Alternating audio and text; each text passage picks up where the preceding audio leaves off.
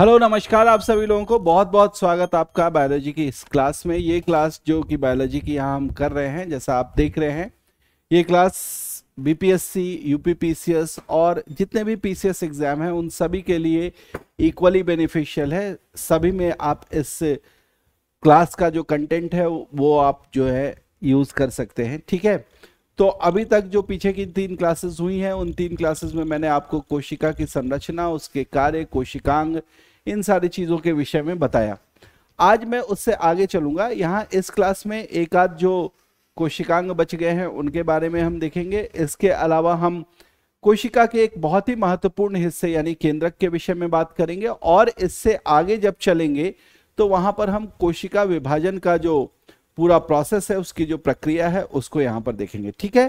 तो शुरुआत करते हैं अपनी क्लास की। और यहां पर आज सबसे पहले आप ये समझेंगे कि कोशिका के अंदर, देखिए अगर आपको पुराना चित्र याद हो तो उसमें हम लोगों ने 2 तरह के चित्रों की बात की थी, 2 तरीके की कोशिकाओं की बात की थी। वहां एक कोशिका में आपको मैंने दिखाया था जंतु कोशिका, दूसरी कोशिका के रूप में दिखाया था पादप कोशिका। और वहां पर मैंने एक चीज बताई थी आपको कि जो जंतु कोशिका और पादप कोशिका है, इन दोनों में ही रिक्तिकाओं की उपस्थिति होती है, लेकिन पादप कोशिका की रिक्तिका एक और काफी बड़ी होती है। ये इतनी बड़ी कि कई बार ये कोशिका के लगभग 90% हिस्से को जो है वो घेर लेती है, और बाकी के 10% हिस्से या 10 से कम प्रतिशत हिस्से में जो है वो बाकी के कोशिकांग पाए जाते हैं। वहीं जंतु कोशिका में अगर हम देखेंगे तो रिक्तिकाओं की संख्या 1 से अधिक होती है, और ये रिक्तिकाएं काफी छोटी छोटी होती है। कई बार ये इतनी छोटी होती है कि इनको रिकॉग्नाइज करना, इनको पहचानना भी काफी कठिन होता है, राइट। यहां पर हम बात करें कि जो रिक्तिका है वो कहां पर पाई जाएगी, तो देखिए मैंने पहले भी बताया था आपको, रिक्तिका जो है वो यूकैरियोटिक कोशिकाओं में पाई जाएगी, कभी भी ये प्रोकैरियोटिक कोशिका में नहीं मिलेगी।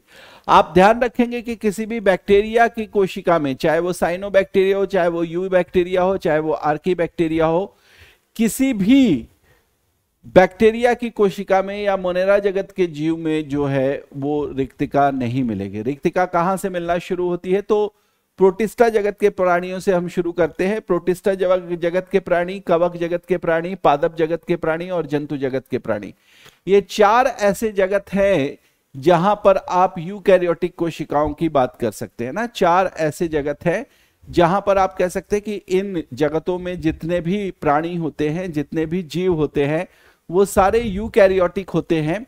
और इनकी कोशिकाओं में या इनकी शारीरिक संरचना बनाने में जो भी कोशिकाएं शामिल हैं, क्योंकि प्रोटिस्टा जगत के प्राणियों में तो एक कोशिका होती है, ये सारे एक कोशिकीय जीव होते हैं। बहुकोशिकीय शुरू कहां से हो रहा है, कवक जगत से। तो ऐसी स्थिति में आपको ध्यान रखना है कि जो कोशिका जगत, प्रोटिस्टा जगत के प्राणी हैं, वहां पर भी आपको रिक्तिका मिलेगी, और उनके साथ साथ आप कवक, पादप और जंतु जगत के प्राणियों में भी रिक्तिकाएं पाएंगे, ठीक है। अब यहां से देखते हैं कि ये जो रिक्तिकाएं हैं ये कैसी संरचना होती है, क्या ये झिल्ली युक्त संरचना होती है। बिल्कुल ध्यान ये रखना है कि रिक्तिका जो होती है वो एकल झिल्ली से घिरी हुई संरचना होती है, ठीक है। वो एकल झिल्ली से घिरी हुई संरचना होती है, और इसकी झिल्ली को जो है वो एक विशेष नाम दिया गया है।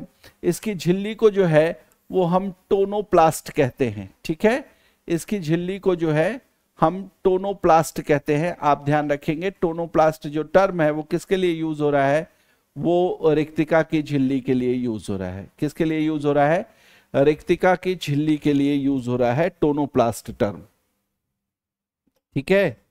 टोनोप्लास्ट टर्म जो है वो रिक्तिका की झिल्ली के लिए इस्तेमाल कर रहे हैं। तो ध्यान रखेंगे झिल्ली को क्या बोलते हैं, टोनोप्लास्ट बोलते हैं। इसके अलावा अब रिक्तिका चुकी है, रिक्तिका काम क्या करती है, रिक्तिका में, रिक्तिका के अगर मुख्य कार्यों को हम जानना चाहें कि वहां पर रह के, क्योंकि बाकी के जितने भी कोशिकांग थे उसमें तो हमने अलग अलग कार्यों को देख लिया, अब यहां पर सवाल उठता है कि रिक्तिका क्या कार्य करेगी।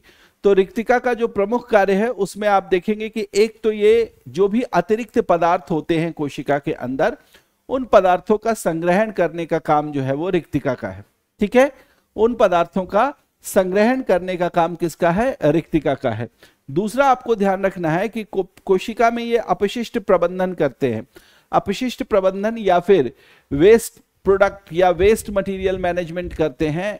मैनेजमेंट का मतलब यहां पर क्या है कि अगर कोशिका के साइटोप्लाज्म में या कोशिका द्रव्य में बहुत ज्यादा आप कहते हैं अपशिष्ट पदार्थ बन जाते हैं और ये अपशिष्ट पदार्थ समय रहते कोशिका से बाहर नहीं आ पाते, कोशिका झिल्ली से बाहर का जो द्रव्य है जिसको हम एक्स्ट्रा सेल्यूलर फ्लूइड बोलते हैं, है ना, वह कोशिका के बाहर वाले हिस्से में जो पाया जाता है, ये अपशिष्ट पदार्थ अगर वहां से बाहर नहीं आ पाते तो साइटोप्लाज्म में रहने के कारण ये उस कोशिका को नुकसान पहुंचा सकते हैं।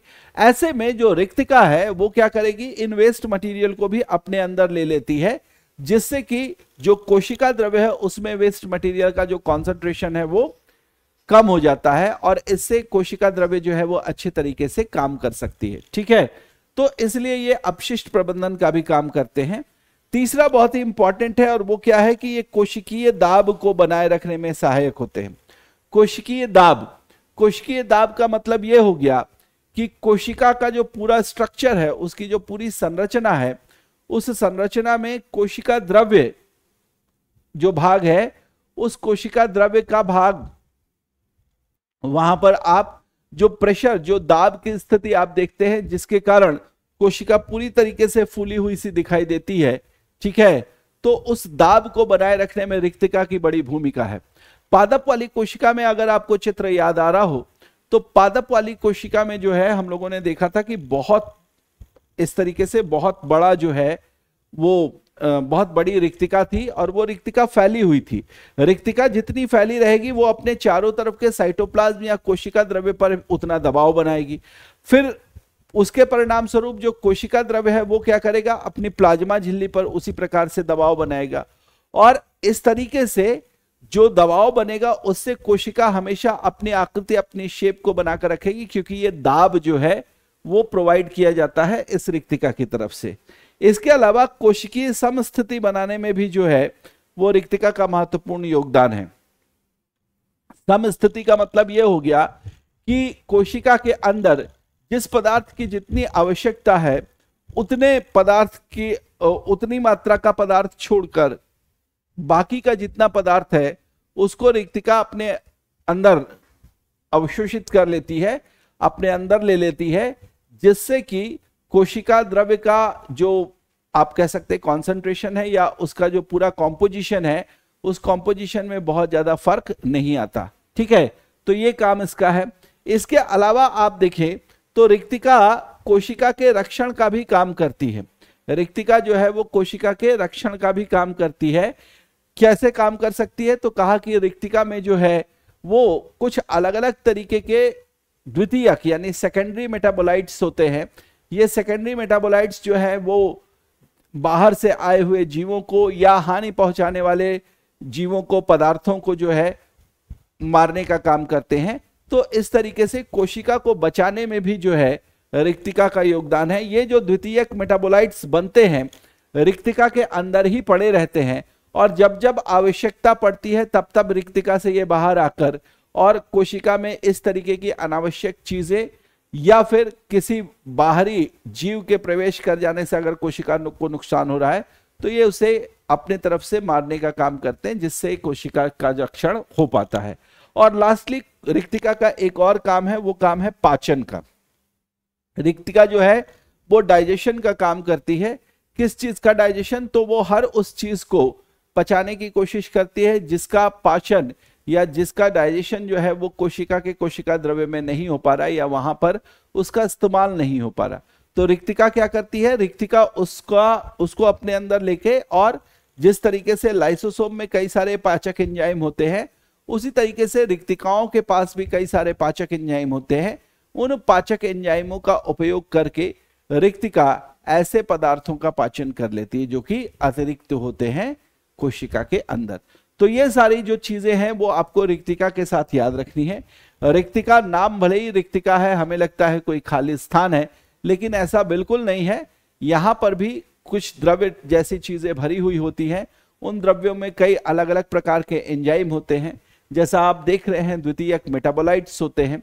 और इसके अलावा इन एंजाइमों और मेटाबोलाइट्स की सहायता से रिक्तिका पाचन और रक्षण जैसे तो काम कर ही रही है, लेकिन इसके साथ साथ रिक्तिका जो है वो कोशिका के अंदर दबाव बनाए रखने, अच्छा इस दबाव को जो है वो टर्गर प्रेशर नाम दिया जाता है, ये भी आप याद रखेंगे, मैंने यहां पर लिख रखा है, ठीक है।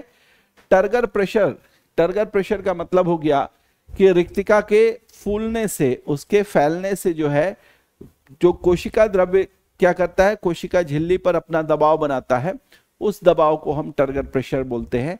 इस टर्गर प्रेशर को मेंटेन करने में भी रिक्तिका की बहुत बड़ी भूमिका होती है। इससे सारी कोशिकाएं जो हैं वो अपनी आकृति को बनाकर रखती हैं, ठीक है। ओके, इसके बाद यहां तक तो हमने कर लिए जितने भी कोशिकांग थे, कोशिका के अंदर जो भी प्रमुख कोशिकांग थे हमने उनको समझने का प्रयास किया, उनकी संरचना कैसी है और उनका मुख्य कार्य क्या है। आपसे परीक्षा में इसी तरह के प्रश्न पूछे जाते हैं कि कोशिका के अंदर जो भी इस तरीके के कोशिकांग हैं उनके प्रमुख कार्य क्या होते हैं और उनकी भूमिका क्या होती है कोशिका के अंदर। तो आप इस चीज को जरूर याद रखेंगे। अगर आपको याद रखने में कोई कठिनाई हो रही है तो आप जो है उसे वापस वीडियो जाकर देख लेंगे, वो यूट्यूब पर ही अवेलेबल है, वहां से आपको सारी चीजें पता चल जाएंगी। ओके, अब आइए हम बात करते हैं कोशिका के अंदर एक और बड़े भाग का। देखिए, दो भाग तो हम डिस्कस कर चुके। एक भाग था हमारे पास कोशिका के अंदर जिसको हमने नाम दिया था कोशिका झिल्ली या प्लाज्मा झिल्ली। दूसरा हिस्सा कोशिका द्रव्य का था जिसमें कोशिका द्रव्य के साथ साथ उसमें उपस्थित जो कोशिकांग थे उनको भी हमने समझा, उनकी संरचना को समझा, उनके कार्यों को समझा। अब यहां पर हम बात करेंगे किसकी, तो अब यहां पर हम बात करेंगे केंद्रक की। केंद्रक क्या है? देखिए, केंद्रक जो है इसको हम बोलते हैं कोशिका का कंट्रोल सेंटर। केंद्रक को क्या बोलते हैं? कोशिका का कंट्रोल सेंटर बोलते हैं। जैसे आप देखते हैं कि कोई भी महकमा है, कोई भी डिपार्टमेंट है, तो उस डिपार्टमेंट का कोई ना कोई एक सेंट्रल डिपार्टमेंट होता है ना। उस डिपार्टमेंट के कई सारे ब्रांचेस हैं और एक सेंट्रल डिपार्टमेंट है जो कि क्या करेगा, उसको कंट्रोल करने का काम करेगा। उसी तरीके से कोशिका, ये खासतौर से अगर पुलिस महकमे में मैं बात करूं तो पुलिस महकमे में आपको पता है कि अलग अलग थाना, चौकी, बहुत सारे जो है वो आप कह सकते हैं कि उनके फंक्शनिंग यूनिट्स है ना। लेकिन उन सारे चौकी और पुलिस थानों का कंट्रोल जो है वो एक पुलिस कंट्रोल सेंटर में होता है, जहां से सारे ये सेंटर्स जो है या सारे ये जो चौकियां और थाने वगैरह हैं वो जुड़े होते हैं।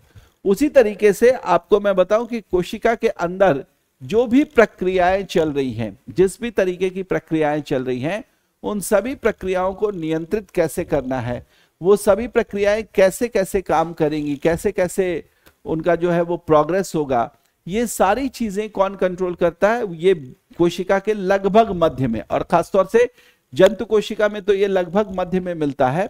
और पादप कोशिका में अगर आप देखेंगे तो केंद्रक जरूर होता है, लेकिन ये केंद्रक जो है वो रिक्तिका के आकार के हिसाब से अपना स्थान जो है वो सुनिश्चित कर लेता कि भैया यहां पर रहना है। ओके, खैर, तो केंद्रक जैसा कि नाम से पता चल रहा है केंद्र में होना चाहिए, ऐसे ही कुछ पता चल रहा है ना। तो ये लगभग केंद्र में पाई जाने वाली एक संरचना है और इस केंद्रक के कई सारे भाग हैं जिनको यहां पर हम समझेंगे। इस केंद्रक की संरचना में सबसे पहले आप देखेंगे कि केंद्रक के चारों ओर एक झिल्ली नुमा संरचना है जो कि इस केंद्रक के मटेरियल्स का या केंद्रक के पदार्थों का पूरा एक घेरा बना रही है। और इस घेरे के बनने के कारण, है ना, इस घेरे के बनने के कारण आप देखें कि केंद्रकीय पदार्थ जो है इस घेरे के अंदर या इस मेम्ब्रेन के, इस झिल्ली के अंदर पाया जाता है।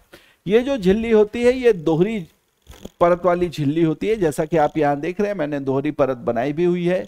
इनको हम क्या बोलते हैं? इनको हम बोलते हैं केंद्रक झिल्ली, ठीक है, या फिर अंग्रेजी में इनको हम बोलते हैं न्यूक्लियर मेम्ब्रेन, है ना। अंग्रेजी में इनको हम क्या बोलेंगे?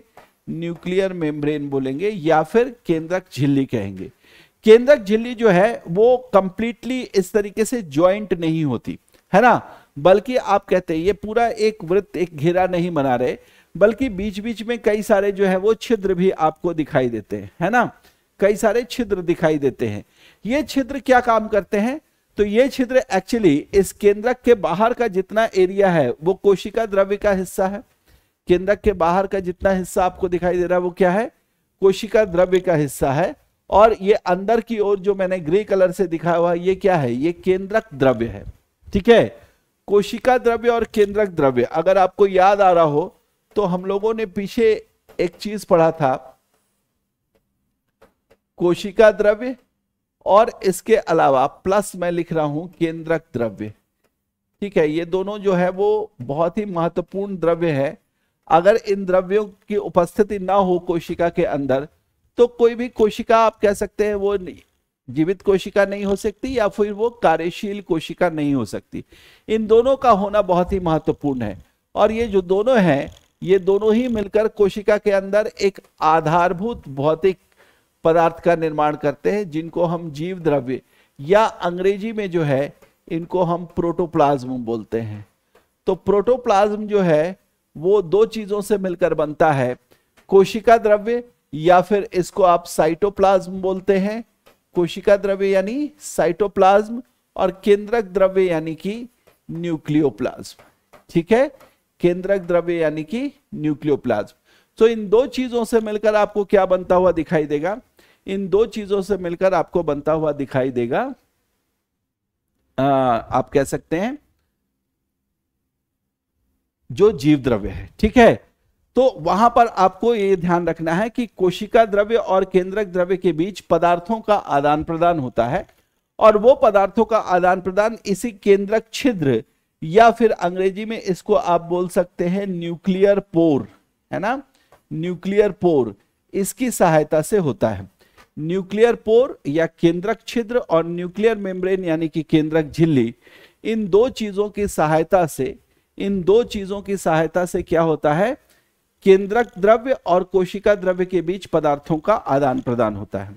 इसके अलावा यहां पर इस केंद्रक वाले हिस्से में आप कुछ इस तरीके से पीले रंग के बिंदी देख रहे होंगे, है ना, पीले रंग के जो बिंदु या पॉइंट्स आपको दिखाई दे रहे हैं, ये एक्चुअली मैंने प्रदर्शित किया है किसको, राइबोसोम को। राइबोसोम मैंने आपको बताया था कि कोशिका के अंदर अलग अलग हिस्सों में पाए जाते हैं।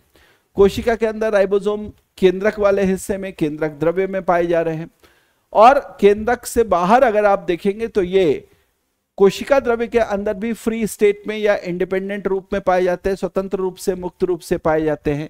या फिर अगर आप बात करेंगे तो ये जो है, ये राइबोसोम जो है ये आपको अंतःप्रद्रवी जालिका या एंडोप्लाज्मिक रेटिकुलम जो हम लोगों ने पढ़ा था, और वो भी कौन सा, रफ एंडोप्लाज्मिक रेटिकुलम, या फिर आप कह सकते हैं खुरदुरी अंतःप्रद्रवी जालिका, उस खुरदुरी अंतःप्रद्रवी जालिका के ऊपर चिपके हुए होते हैं। ठीक है, तो राइबोसोम भी यहां पर पाए जाते हैं। और राइबोसोम क्या है ये आपको पीछे भी बताया था, राइबोसोम जो होते हैं ये प्रोटीन निर्माण के स्थान होते हैं, है ना, प्रोटीन निर्माण के स्थान होते हैं। ठीक, इसके अलावा इस केंद्रक के अंदर एक छोटा सा आपको गोला और ये नीले रंग का मैंने प्रदर्शित किया है, इसको हम केंद्रिका या फिर अंग्रेजी में इसको जो है वो आप न्यूक्लियोलस बोलते हैं।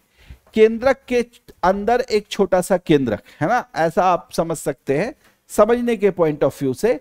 कोशिका के अंदर केंद्रक के अंदर एक छोटा केंद्रक, इसको नाम दिया गया है केंद्रिका का, इसको नाम दिया गया है न्यूक्लियोलस का। इसके भी अपने कार्य हैं, अभी हम कार्यों की चर्चा करेंगे बाद में, बट आप पहले यहां पर देख लीजिए कि कौन कौन से हिस्से जो है वो केंद्रक का निर्माण कर रहे हैं। ओके, इसके अलावा अगर मैं बताऊं आपको तो इस केंद्रिका के अलावा अब जो सबसे प्रमुख पार्ट आपको समझना है वो समझना है इस धागे नुमा संरचना को, जो कि यहां पर आपको दिखाई दे रही है। ये जो केंद्रक के अंदर आपको उलझे हुए धागे की तरह संरचना दिखाई दे रही है, इसको हम बोलते हैं क्रोमैटिन जालिका, या अंग्रेजी में आप इसको बोल सकते हैं क्रोमैटिन नेटवर्क। ठीक है, इसको आप क्रोमैटिन जालिका या फिर क्रोमैटिन नेटवर्क बोल सकते हैं। ये जो क्रोमैटिन नेटवर्क होता है ये एक्चुअली मुख्य रूप से आप कह सकते हैं कि केंद्रक के अंदर आनुवांशिक पदार्थ है ना, केंद्रक के अंदर उपस्थित आनुवांशिक पदार्थ है जो धागे नुमा संरचना के रूप में मुख्यतः दिखाई देता है। लेकिन ये धागे नुमा संरचना के रूप में सिर्फ तब दिखाई देता है जबकि किसी कोशिका में विभाजन नहीं हो रहा होता, या कोई कोशिका विभाजन की स्थिति में नहीं होती, उसमें किसी प्रकार का डिवीजन नहीं हो रहा होता। जिस समय कोशिका अपने विभाजन की स्थिति में आएगी, यानी एक कोशिका से दो कोशिका बनने की प्रक्रिया शुरू होगी, उस समय ये जो क्रोमैटिन जालिका नामक संरचना है ये संघनित होना शुरू होती है। संघनित होने का मतलब ये गाढ़ा होना शुरू हो जाएगी, धीरे धीरे धीरे धीरे सिमटना शुरू हो जाएगी, और सिमटते सिमटते ये जो है कई छोटे छोटे छोटे छोटे कई सारे, है ना, एक दो नहीं, कई सारे छोटे छोटे रॉड शेप्ड स्ट्रक्चर या दंडाकार आकृति में परिवर्तित हो जाते हैं। ऐसे रॉड शेप्ड स्ट्रक्चर को हम क्रोमोसोम बोलते हैं, गुणसूत्र बोलते हैं। और ये तो आप सब लोगों को पता होगा कि क्रोमोसोम जो होते हैं कोशिका के अंदर वही आनुवांशिक गुणों के वाहक होते हैं। जो हेरिडेटरी कैरेक्टरिस्टिक्स होते हैं ये उनको ट्रांसफर करने का काम करते हैं, एक कोशिका से दूसरी कोशिका या फिर एक पीढ़ी से दूसरी पीढ़ी भी बोल सकते हैं। ये मैं इसलिए बोल रहा हूं क्योंकि कोशिकाएं, जो जनन कोशिकाएं होती हैं, उन जनन कोशिकाओं में भी इसी प्रकार से केंद्रक, इसी प्रकार से क्रोमोसोम और इसी प्रकार से जो है वो अन्य कोशिकांग पाए जाएंगे। जब वहां पर भी कोशिका विभाजित होती है तो ये सारे के सारे क्रोमोसोम जो है, जो कि कोशिका के केंद्रक में उपस्थित है पहले क्रोमैटिन जालिका के रूप में, लेकिन जब कोशिका विभाजित होगी तो ये क्रोमोसोम में परिवर्तित हो जाएंगे और इस तरीके से सारे क्रोमोसोम जो है वो नई कोशिका में भी पहुंच जाएंगे और वहां पर भी उन्हीं आनुवांशिक गुणों का वहन करेंगे जो कि पुरानी वाली कोशिका के द्वारा किया जा रहा था। तो इसका मतलब ये हुआ कि इस केंद्रक में जो सबसे महत्वपूर्ण भाग है वो आप कह सकते हैं कि मुख्य रूप से ये क्रोमैटिन नेटवर्क है, क्रोमैटिन जालिका है, जो कि एक कोशिका से दूसरी कोशिका में गुणों का जो है वो स्थानांतरण करती है, गुणों को प्रदान करने का काम करती है। और या फिर अगर हम जीव के रूप में देखें तो कहेंगे कि एक जीव से दूसरे जीव के बनने में जो प्रजनन की प्रक्रिया के दौरान होता है उसमें भी आनुवांशिक गुणों को प्रदान करने की प्रक्रिया है वो इन्हीं क्रोमैटिन नेटवर्क या इनसे बने क्रोमोसोम के द्वारा किया जाता है। तो मोटे तौर पर सबसे पहले तो हम लोगों ने ये देख लिया कि एक केंद्रक के अंदर कौन कौन से जो है वो पार्ट्स हैं, एक केंद्रक के अंदर कौन कौन से हिस्से हैं जो कि इसको महत्वपूर्ण बनाते हैं। लेकिन इसके बाद जरा हम यहां पर आगे देखें कि जिन भागों के बारे में हमने बात किया, इन भागों की संरचना वास्तविकता में कैसी है और इनका प्रमुख कार्य क्या है। तो शुरुआत करते हैं केंद्रक झिल्ली से, न्यूक्लियर मेम्ब्रेन से। और जैसा मैंने बताया था कि जो न्यूक्लियर मेम्ब्रेन है ये दोहरी झिल्ली वाली संरचना होती है, ये डबल मेम्ब्रेनस स्ट्रक्चर होता है। और ये डबल मेम्ब्रेनस स्ट्रक्चर भी पीछे की क्लास में पढ़कर आए हैं कि ये लिपोप्रोटीन यानी लिपिड और प्रोटीन से मिलकर, वसा और प्रोटीन से मिलकर बनी हुई संरचना है। किससे मिलकर बनी हुई संरचना है? वसा और प्रोटीन से बनी हुई संरचना है, लिपोप्रोटीन की बनी हुई संरचना है। इसके अलावा मैंने ये भी बताया था कि केंद्रक झिल्ली में इस तरीके से छोटे छोटे छिद्र होते हैं, इन छिद्रों को हम केंद्रक छिद्र बोलते हैं। और इस छिद्र की सहायता से केंद्रक द्रव्य एवं कोशिका द्रव्य के बीच पदार्थों का आवागमन जो है वो होता है। ये चीज पहले भी डिस्कस कर दिया था, यहां पर स्पष्ट रूप से लिख भी दिया है। ओके, इसके अलावा अब हम बात करेंगे केंद्रक द्रव्य की। केंद्रक द्रव्य की बात इसलिए करेंगे क्योंकि अभी अभी हमने ये देखा कि केंद्रक झिल्ली के अंदर की ओर, केंद्रक झिल्ली के अंदर की ओर जितने भी पदार्थ हैं वो एक प्रकार के द्रव्य में फैले हुए होते हैं। जैसे केंद्रक झिल्ली से बाहर का हिस्सा या केंद्रक झिल्ली और प्लाज्मा झिल्ली के बीच का जो हिस्सा है जिसको हम केंद्रक कोशिका द्रव्य बोल रहे थे, साइटोप्लाज्म बोल रहे थे, वो भी एक फ्लूइड था। और उस फ्लूइड में, उस द्रव्य में भी कई सारे आपको दिखाई दे रहे थे कोशिकांग इस तरीके से फैले हुए थे। तो उसी तरीके से यहां पर आप इस केंद्रक द्रव्य को भी समझेंगे कि इसके अंदर भी कई सारे पदार्थ हैं। अब केंद्रक द्रव्य है तो देखिए, अगर आपको याद हो, केंद्रक के लिए हमने पीछे एक शब्द का इस्तेमाल किया था जिस शब्द को मैं बोल रहा था कैरियन। कैरियन का मतलब न्यूक्लियस। ये शब्द मैंने तब आपको बताया था जब मैं आपसे यूकैरियोटिक और प्रोकैरियोटिक जैसे शब्दों में अंतर करने की बात कर रहा था। यू का मतलब ट्रू, कैरियन का मतलब न्यूक्लियस। वो कोशिकाएं जिनमें न्यूक्लियस ट्रू है यानी जिनमें डेवलप्ड न्यूक्लियस है उनको हम यूकैरियोटिक कोशिकाएं बोलते हैं, ऐसा मैंने आपको बताया था। प्रो का मतलब प्रिमिटिव यानी अनडेवलप्ड, और कैरियन का मतलब न्यूक्लियस। तो वो कोशिकाएं जिनमें न्यूक्लियस अनडेवलप्ड होता है या बहुत ही प्रिमिटिव न्यूक्लियस होता है, उनको हम प्रोकैरियोटिक कोशिकाएं बोलते हैं। उसी कैरियन का यूज हम यहां पर भी करेंगे। और मैं आपको बताऊं कि जो न्यूक्लियोप्लाज्म हमने टर्म यूज किया है, उसके स्थान पर हम कैरियोलिम्फ टर्म भी यूज कर सकते हैं। क्या यूज कर सकते हैं? कैरियोलिम्फ।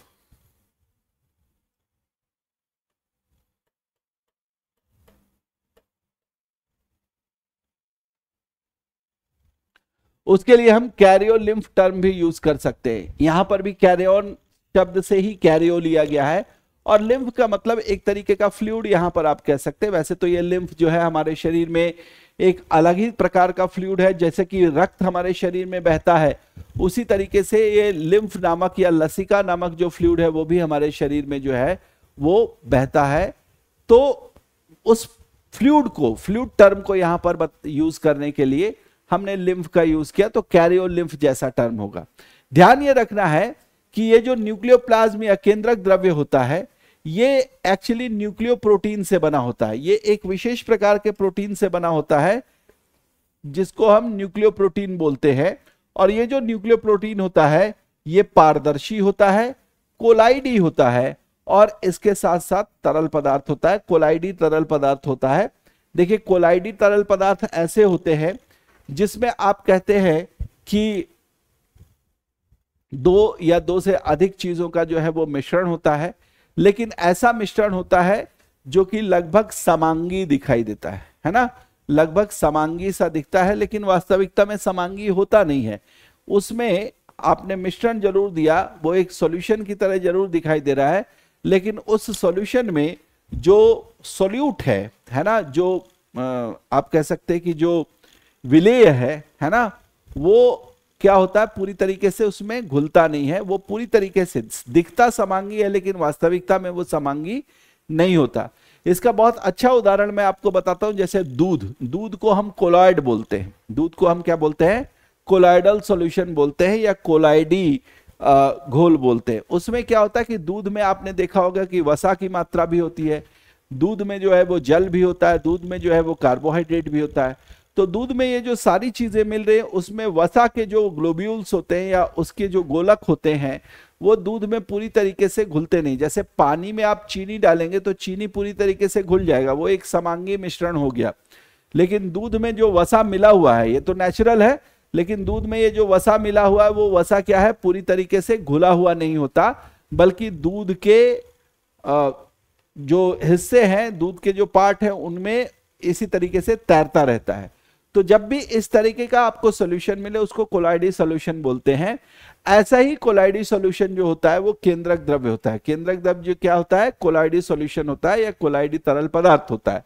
और साथ के साथ ये पारदर्शी भी होता है, मतलब इसका कोई कलर नहीं होता, बल्कि ये क्या होता है, पूरी तरीके से पारदर्शी होता है, पूरी तरीके से ट्रांसपेरेंट होता है। बना किससे है भाई? तो कहा कि बना है ये न्यूक्लियो प्रोटीन से। इसी केंद्रक द्रव्य के अंदर मैंने बताया था कि केंद्रक के जो अन्य जितने भी पदार्थ हैं या अन्य जितने भी कंपोनेंट हैं, जो घटक हैं केंद्रक के, वो सारे के सारे क्या होंगे, इसी में पाए जाएंगे। जैसे कि केंद्रिका की बात कर लेते हैं, क्रोमेटिन धागे, है ना। और इसके अलावा ये तो वो हो गए जो हम लोगों ने चित्र में देखा, लेकिन इसके अलावा अगर बात करें तो यहां पर कई अलग अलग तरीके के पदार्थ होंगे, जैसे कि कुछ एंजाइम्स यहां पर उपस्थित होंगे, खनिज लवण उपस्थित होंगे, राइबोसोम उपस्थित होंगे, और इसके अलावा आरएनए भी इसी में उपस्थित होंगे। ठीक है, तो अगर हम केंद्रक द्रव्य की बात करते तो इसमें कई सारी चीजें आपको मिलेंगी। इसमें आपको पदार्थ के नाम पर, है ना, पदार्थ के नाम पर जो है वो एंजाइम, खनिज लवण, राइबोसोम और आरएनए मिलेंगे। इसमें केंद्रकीय अंग के रूप में आपको क्या मिलेंगे, केंद्रिका मिलेगी और क्रोमेटिन धागे मिलेंगे। केंद्रकीय अंग का मतलब हो गया कि यहां पर अगर आप न्यूक्लियर ऑर्गेनल्स की बात करते हैं, जैसे कोशिका के अंदर जो साइटोप्लाज्म था, जो कोशिका द्रव्य था, उसमें मिल रहे थे कोशिकांग, है ना, कोशिका द्रव्य के अंदर मिल रहे थे कोशिकांग। उसी तरीके से केंद्रक द्रव्य के अंदर क्या मिलेंगे, केंद्रक अंग मिलेंगे। क्या मिलेंगे? केंद्रक अंग मिलेंगे, या इनको हम न्यूक्लियर ऑर्गेनल्स भी कह सकते हैं। क्या कह सकते हैं? न्यूक्लियर ऑर्गेनल्स कह सकते हैं। तो इस तरीके से ये न्यूक्लियर ऑर्गेनल्स यहां पर उपस्थित हैं। इसके अलावा अगर देखें तो केंद्रिका है ना, या न्यूक्लियोलस की बात जरा हम कर लेते हैं।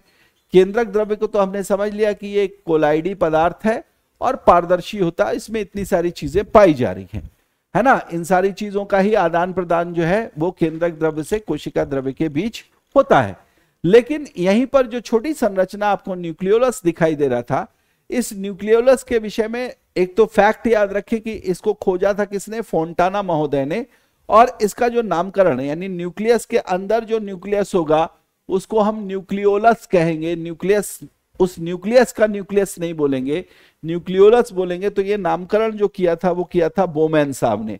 अंग्रेजी में इनका नाम लिखेंगे तो इनको आप लिख सकते हैं BOWMAN, ठीक है। और इनका नाम अंग्रेजी में लिख सकते हैं तो सीधे सीधे FONTANA लिख सकते हैं, ठीक है। ये इनका नाम हो गया। तो फोंटाना महोदय और बोमैन महोदय, ये जो दो थे इनमें से एक खोजकर्ता फोंटाना महोदय और जो बोमैन महोदय थे या बोमैन, मिस्टर बोमैन जो थे, इन्होंने इसका नामकरण किया या नेमिंग की। देखिए केंद्रक के अंदर जो केंद्रिका होती है ये भी एक झिल्ली रहित संरचना होती है, यानी नॉन मेम्ब्रेनस स्ट्रक्चर है। Ribosome non membranous structure, centrosome non membranous structure, और उसी तरीके से केंद्रिका है ना, न्यूक्लियोलस जो है वो भी नॉन मेम्ब्रेनस स्ट्रक्चर है। ये वाली चीजें आप बिल्कुल याद रखें। जहां पर भी देखिए पढ़ते समय भी आपको कई चीजों का अंदाजा होना चाहिए। जब आप किसी चीज को पढ़ते समय बार बार भूलते हैं, जब आप किसी चीज को पढ़ते समय आपको ये लगता है कि अरे ये यहां पर कंफ्यूजन सी आ रही है, तो एग्जामिनर भी जानता है या जो क्वेश्चन सेटर है वो जानता है कि भैया इनको बच्चों को जो है वो यहां पर दिक्कत आती, यहीं से क्वेश्चन दाग दो, यहीं से जो है वो प्रश्न बना दो। बच्चे जो है वो कंफ्यूज हो जाएंगे, तो कुछ जो अच्छे से पढ़ाई करके आएंगे वो इसका आंसर कर देंगे, जो कंफ्यूजिंग वाली पढ़ाई करके आएंगे उनको कंफ्यूजन में हो सकता है कि वो गलत भी आंसर कर दें, राइट। अब तो चूंकि जो एग्जाम लिया जा रहा है ऑब्जेक्टिव टाइप ऑफ एग्जाम, वो किस लिए ले रहे हैं, वो तो ले रहे हैं छटाई के लिए ना, कि ऐसे लोगों को छांटना है। तो इस तरीके की कंफ्यूजिंग चीजें जो है वो बहुत आएंगी। मैंने आपको बताया कि कोशिका के अंदर बहुत सारी संरचनाएं मिलती हैं। इन संरचनाओं में से कुछ झिल्ली युक्त होंगी और कुछ बिना झिल्ली वाली होंगी, गैर झिल्ली वाली होंगी। जो झिल्ली युक्त है वो भी दो तरीके से होंगी, कोई एकल झिल्ली वाली होगी और कोई दोहरी झिल्ली वाली होगी। तो चूंकि कई सारे कोशिकांग है, कई सारे नाम है, इसलिए किस नाम को किस कैटेगरी में डालना है ये अगर आप बेहतर तरीके से याद रखेंगे तो इससे संबंधित प्रश्न अगर आपसे पूछा जाएगा तो निश्चित रूप से आप उसका सही आंसर करके आएंगे। तो फिर से मैं याद दिलाता हूं आपको, केंद्रिका, केंद्रिका के साथ साथ तारककाय और तारककाय के साथ साथ राइबोसोम जो है ये गैर झिल्ली युक्त संरचनाएं हैं या बिना झिल्ली वाली संरचनाएं हैं, झिल्ली रहित संरचनाएं भी आप इनको कह सकते हैं। जहां तक सवाल है इस केंद्रिका के मुख्य काम का, तो केंद्रिका सबसे पहले तो जो है वो राइबोसोम का निर्माण करती, ये इसका सबसे प्रमुख काम है। केंद्रक के अंदर जो केंद्रिका है यही राइबोसोम का निर्माण करती है। ये वही राइबोसोम है जो कहीं भी पाए जाएंगे, चाहे वो अंतःप्रद्रवी जालिका के सतह पर पाए जा रहे हों, चाहे वो कोशिका द्रव्य में मुक्त रूप से स्वतंत्र रूप से तैर रहे हों, या फिर केंद्रक द्रव्य के अंदर स्वतंत्र रूप से तैर रहे हों। यह निश्चित है कि इस राइबोसोम पर ही प्रोटीन का निर्माण होना है। ये प्रोटीन निर्माण के स्थान है, साइट ऑफ प्रोटीन सिंथेसिस इनको बोला जाता है। और इस राइबोसोम का निर्माण कौन कर रहा है, वो कर रही है केंद्रिका, है ना। न्यूक्लियोलस जो है वो राइबोसोम्स का निर्माण करती है। तो यहां से अब एक चीज और भी स्पष्ट हो गई।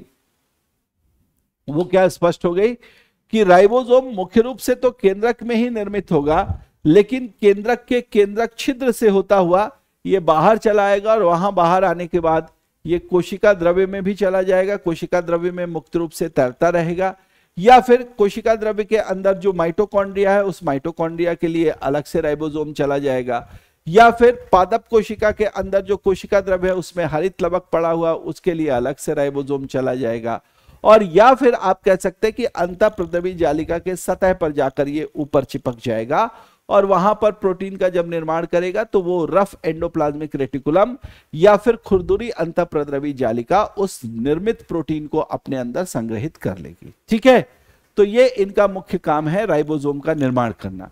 केंद्रिका की अगर संरचना देखेंगे तो इसकी संरचना जो है वो 3 चीजों से मिलकर बनती है, प्रोटीन, आरएनए और डीएनए, है ना। इसमें आपको ध्यान रखना है कि इस केंद्रिका में सर्वाधिक जो कंपोजिशन में हिस्सा है वो किसका है, प्रोटीन का है। 85% इसका हिस्सा प्रोटीन का है, जबकि आरएनए 10% और सबसे कम जो मात्रा है वो है डीएनए की, जो मात्र 5% है। तो इस तरीके से 85 और 15 कुल मिलाकर 100% हिस्सा हो गया किसका, केंद्रिका का। कैसे कॉम्पोजिशन में आप देख सकते हैं कि बंटवारा है, उस हिसाब से आपको याद रखना, प्रोटीन, आरएनए और डीएनए, ठीक है।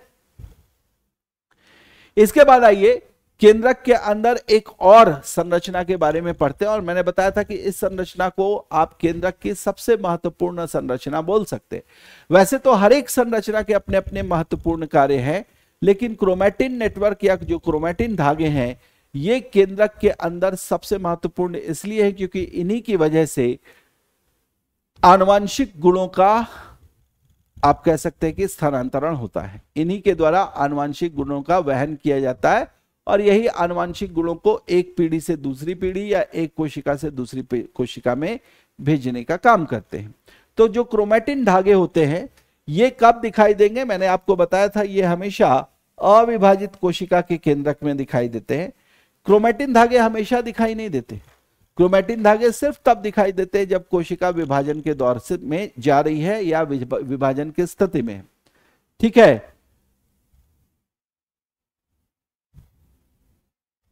क्रोमैटिन धागे, सॉरी मैं गलत शायद बोल गया, ठीक है। क्रोमैटिन धागे तब दिखाई देंगे जब कोशिका विभाजित नहीं हो रही होती। जैसे ही कोशिका विभाजन की स्थिति में आती है, मैं सॉरी बोलता हूं फिर से, पीछे मैं गलत लाइन बोल गया, ठीक है। जैसे ही कोशिका विभाजन के दौर में आती है क्रोमैटिन धागे संघनित होकर गुणसूत्र बना देते हैं, लेकिन जब तक कोशिका अविभाजित स्थिति में होती है तब तक ये जो कोशिका है उसमें उसके केंद्रक में ये धागेनुमा संरचना दिखाई देगी, ठीक है। ये धागेनुमा संरचना दिखाई देगी, ओके।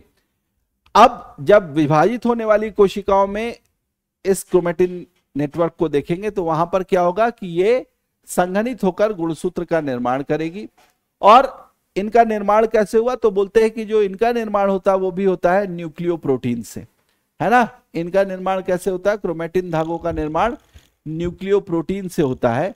ये जो न्यूक्लियोप्रोटीन है वो क्या है, न्यूक्लियोप्रोटीन जो है वो बनता है न्यूक्लिक अम्ल, है ना, न्यूक्लिक एसिड, और इसके साथ साथ एक प्रकार का क्षारीय प्रोटीन होता है, एक प्रकार का अल्कलाइन प्रोटीन होता है जिसका नाम है हिस्टोन प्रोटीन। इस हिस्टोन प्रोटीन के बारे में आपको मैंने बताया था कि जो हिस्टोन प्रोटीन है वो केवल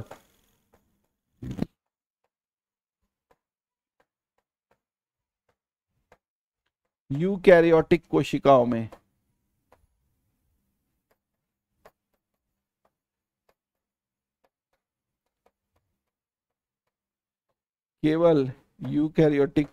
में पाया जाता है।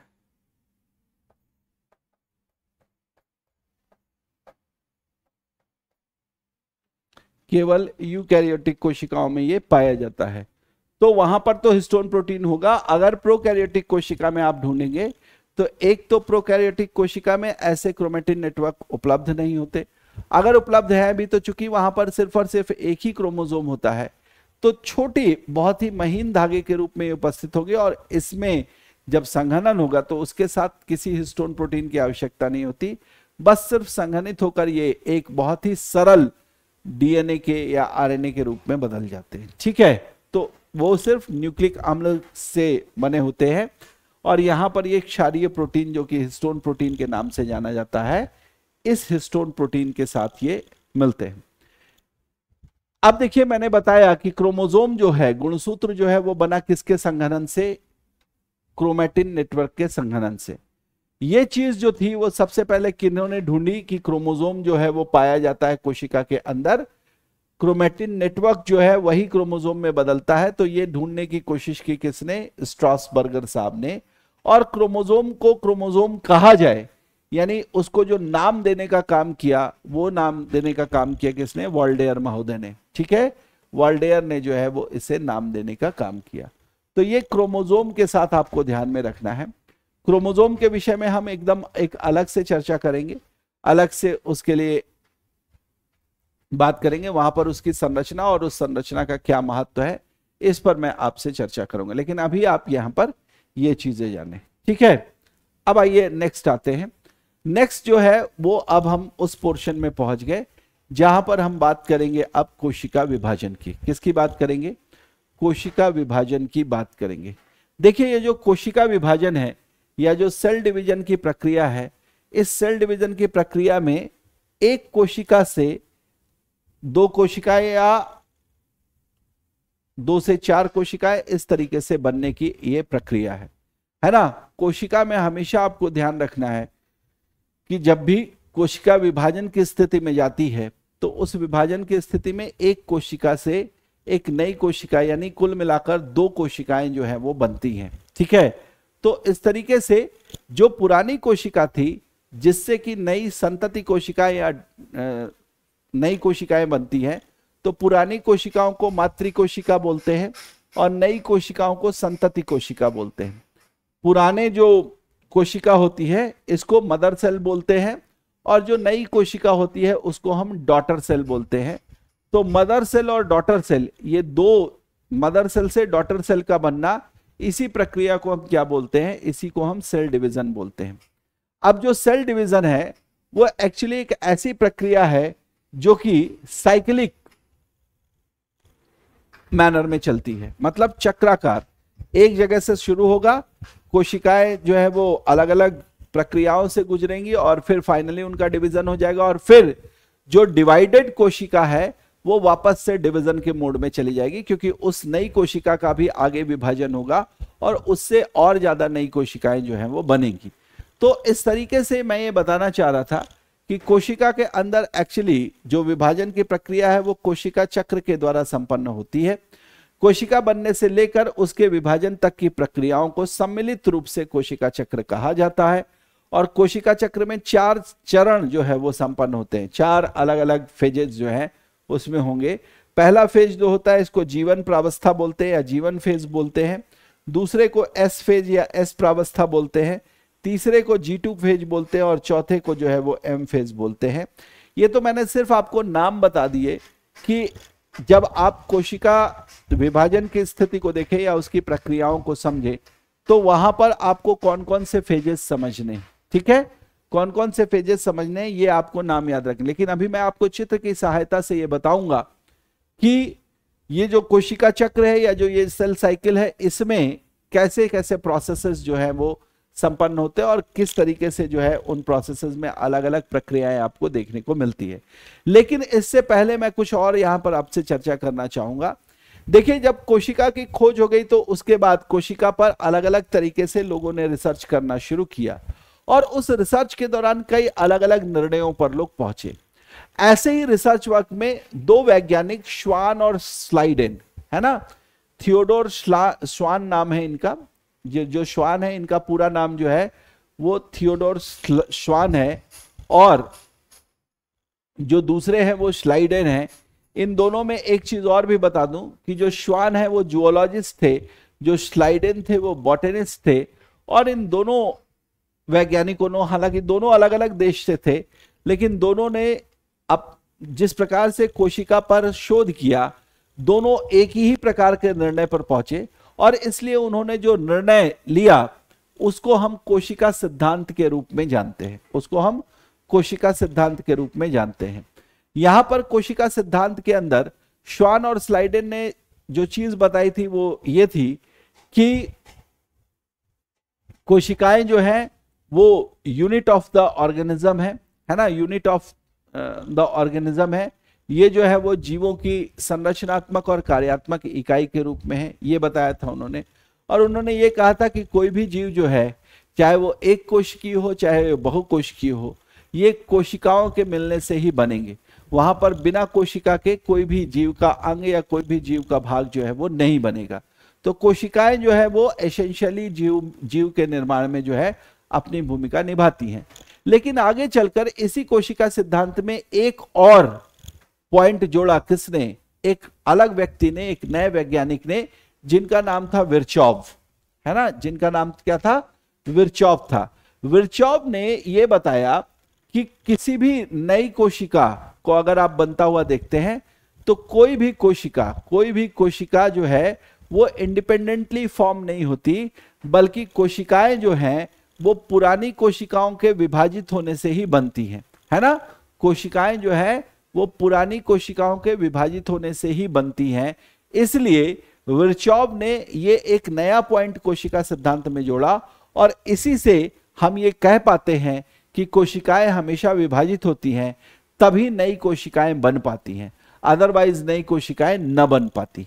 ठीक है, अदरवाइज क्योंकि कोशिकाएं इंडिपेंडेंटली नहीं बनती, ये हमेशा पुरानी कोशिकाओं से विभाजित होकर ही बनती है। तो पुरानी कोशिकाओं से नई कोशिकाओं का बनना, ये स्टेटमेंट विर्चॉफ ने कोशिका सिद्धांत में ऐड किया और इस तरीके से विर्चॉफ ने कोशिका सिद्धांत में जो है वो विस्तार को प्रदर्शित किया, है ना। इसलिए कोशिका सिद्धांत में विस्तार को प्रदर्शित किया।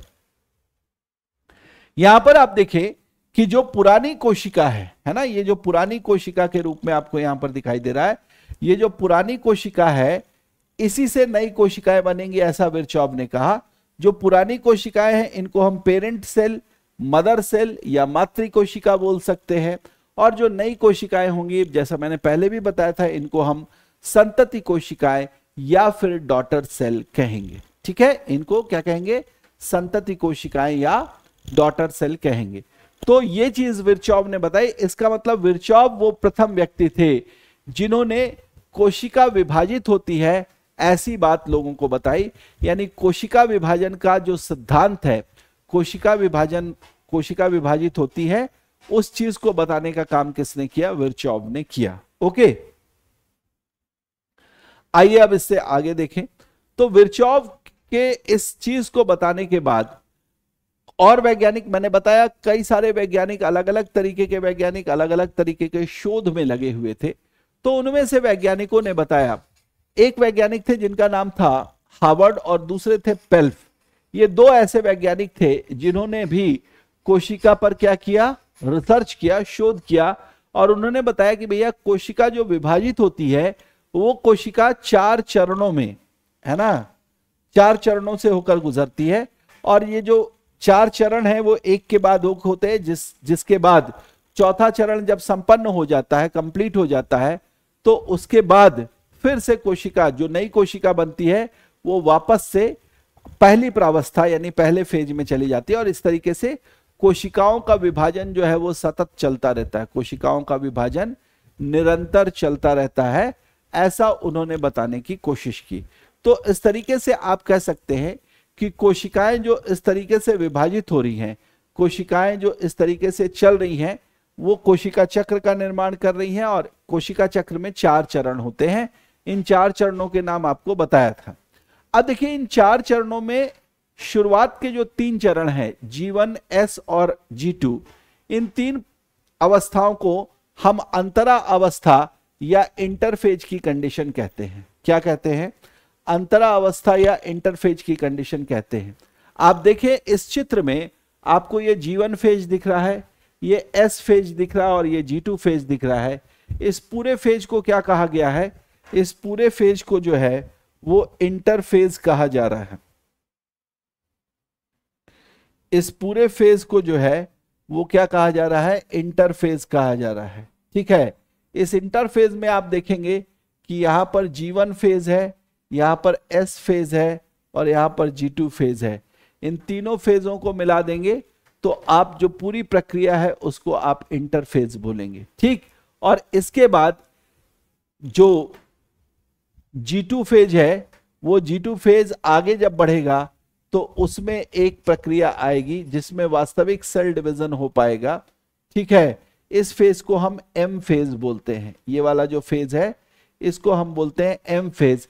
जिस M फेज में भी आपको कई चरण दिखाई देंगे। यहां पर कुछ नाम दिखाई दे रहा है जैसे प्रोफेज, मेटाफेज, एनाफेज, टेलोफेज। ये जो है ये 4 फेज दिखाई दे रहे हैं, किसके अंतर्गत, M फेज के अंतर्गत। ठीक है, M फेज के अंतर्गत आपको 4 अलग अलग तरीके के फेजेस दिखाई दे रहे हैं। और यहां पर इस M फेज में एक्चुअली जो है जो 4 चीजें जो 4 अलग अलग फेजेस से होकर गुजरेगा, परिणाम स्वरूप लास्ट में जो है वो आपको यहां पर एक कोशिका से 2 कोशिका बनती हुई दिखाई देगी। ठीक है, तो अब मैं एक एक करके आपको यहां पर बता देता हूं कि हर एक फेज में होता क्या है। सबसे पहले जीवन फेज की बात करेंगे, जीवन प्रावस्था की बात करेंगे। इस जीवन प्रावस्था में अगर आप देखेंगे तो इसको आप गैप 1 प्रावस्था बोलेंगे। ठीक है, जीवन प्रावस्था जो होती है या जीवन फेज जो होता है, इसको आप क्या बोलते हैं? इसको आप गैप प्रावस्था बोलते हैं। इस प्रावस्था का एक दूसरा नाम भी है, इस प्रावस्था को हम पश्चसूत्री अंतरकाल प्रावस्था भी बोलते हैं। पश्चसूत्री का मतलब होता है कि यहां पर जो पहले से गुणसूत्र उपस्थित है जो कि क्रोमेटिन नेटवर्क में है, उनके क्रोमोसोम में बदलने की प्रक्रिया की शुरुआत होती है लगभग इसी की प्रावस्था में या इसी फेज में। ठीक है, यहां पर आप ये कह सकते हैं कि जो जीवन फेज होता है, गैप 1 जिसको आप बोल रहे हैं, इसमें क्या होता है? जब माइटोटिक सेल डिवीजन हो जाता है या समसूत्री विभाजन हो जाता है, और साथ के साथ कहते हैं कि डीएनए जो होता है कोशिका के अंदर, उसका क्या होता है? प्रतिकृतिकरण यानी रेप्लिकेशन होता है, और इन दो के बीच का अंतराल जो होता है उसी को आप जीवन फेज बोलते हैं। उसी को आप क्या बोलते हैं? जीवन फेज बोलते हैं या गैप 1 बोलते हैं। ये थोड़ा सा अगर आपको क्लिष्ट लगा हो तो मैं थोड़ा सा आसान कर देता हूं इसको।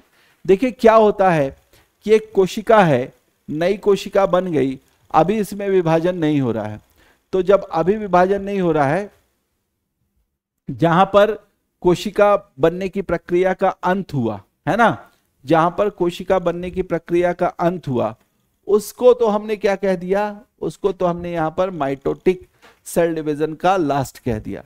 लेकिन माइटोटिक सेल डिवीजन के बाद अगर आप देखेंगे तो एक प्रक्रिया और यहां पर आपको दिखाई दे रही है जिसको आप क्या बोल रहे हैं? साइटोकाइनेसिस बोल रहे हैं।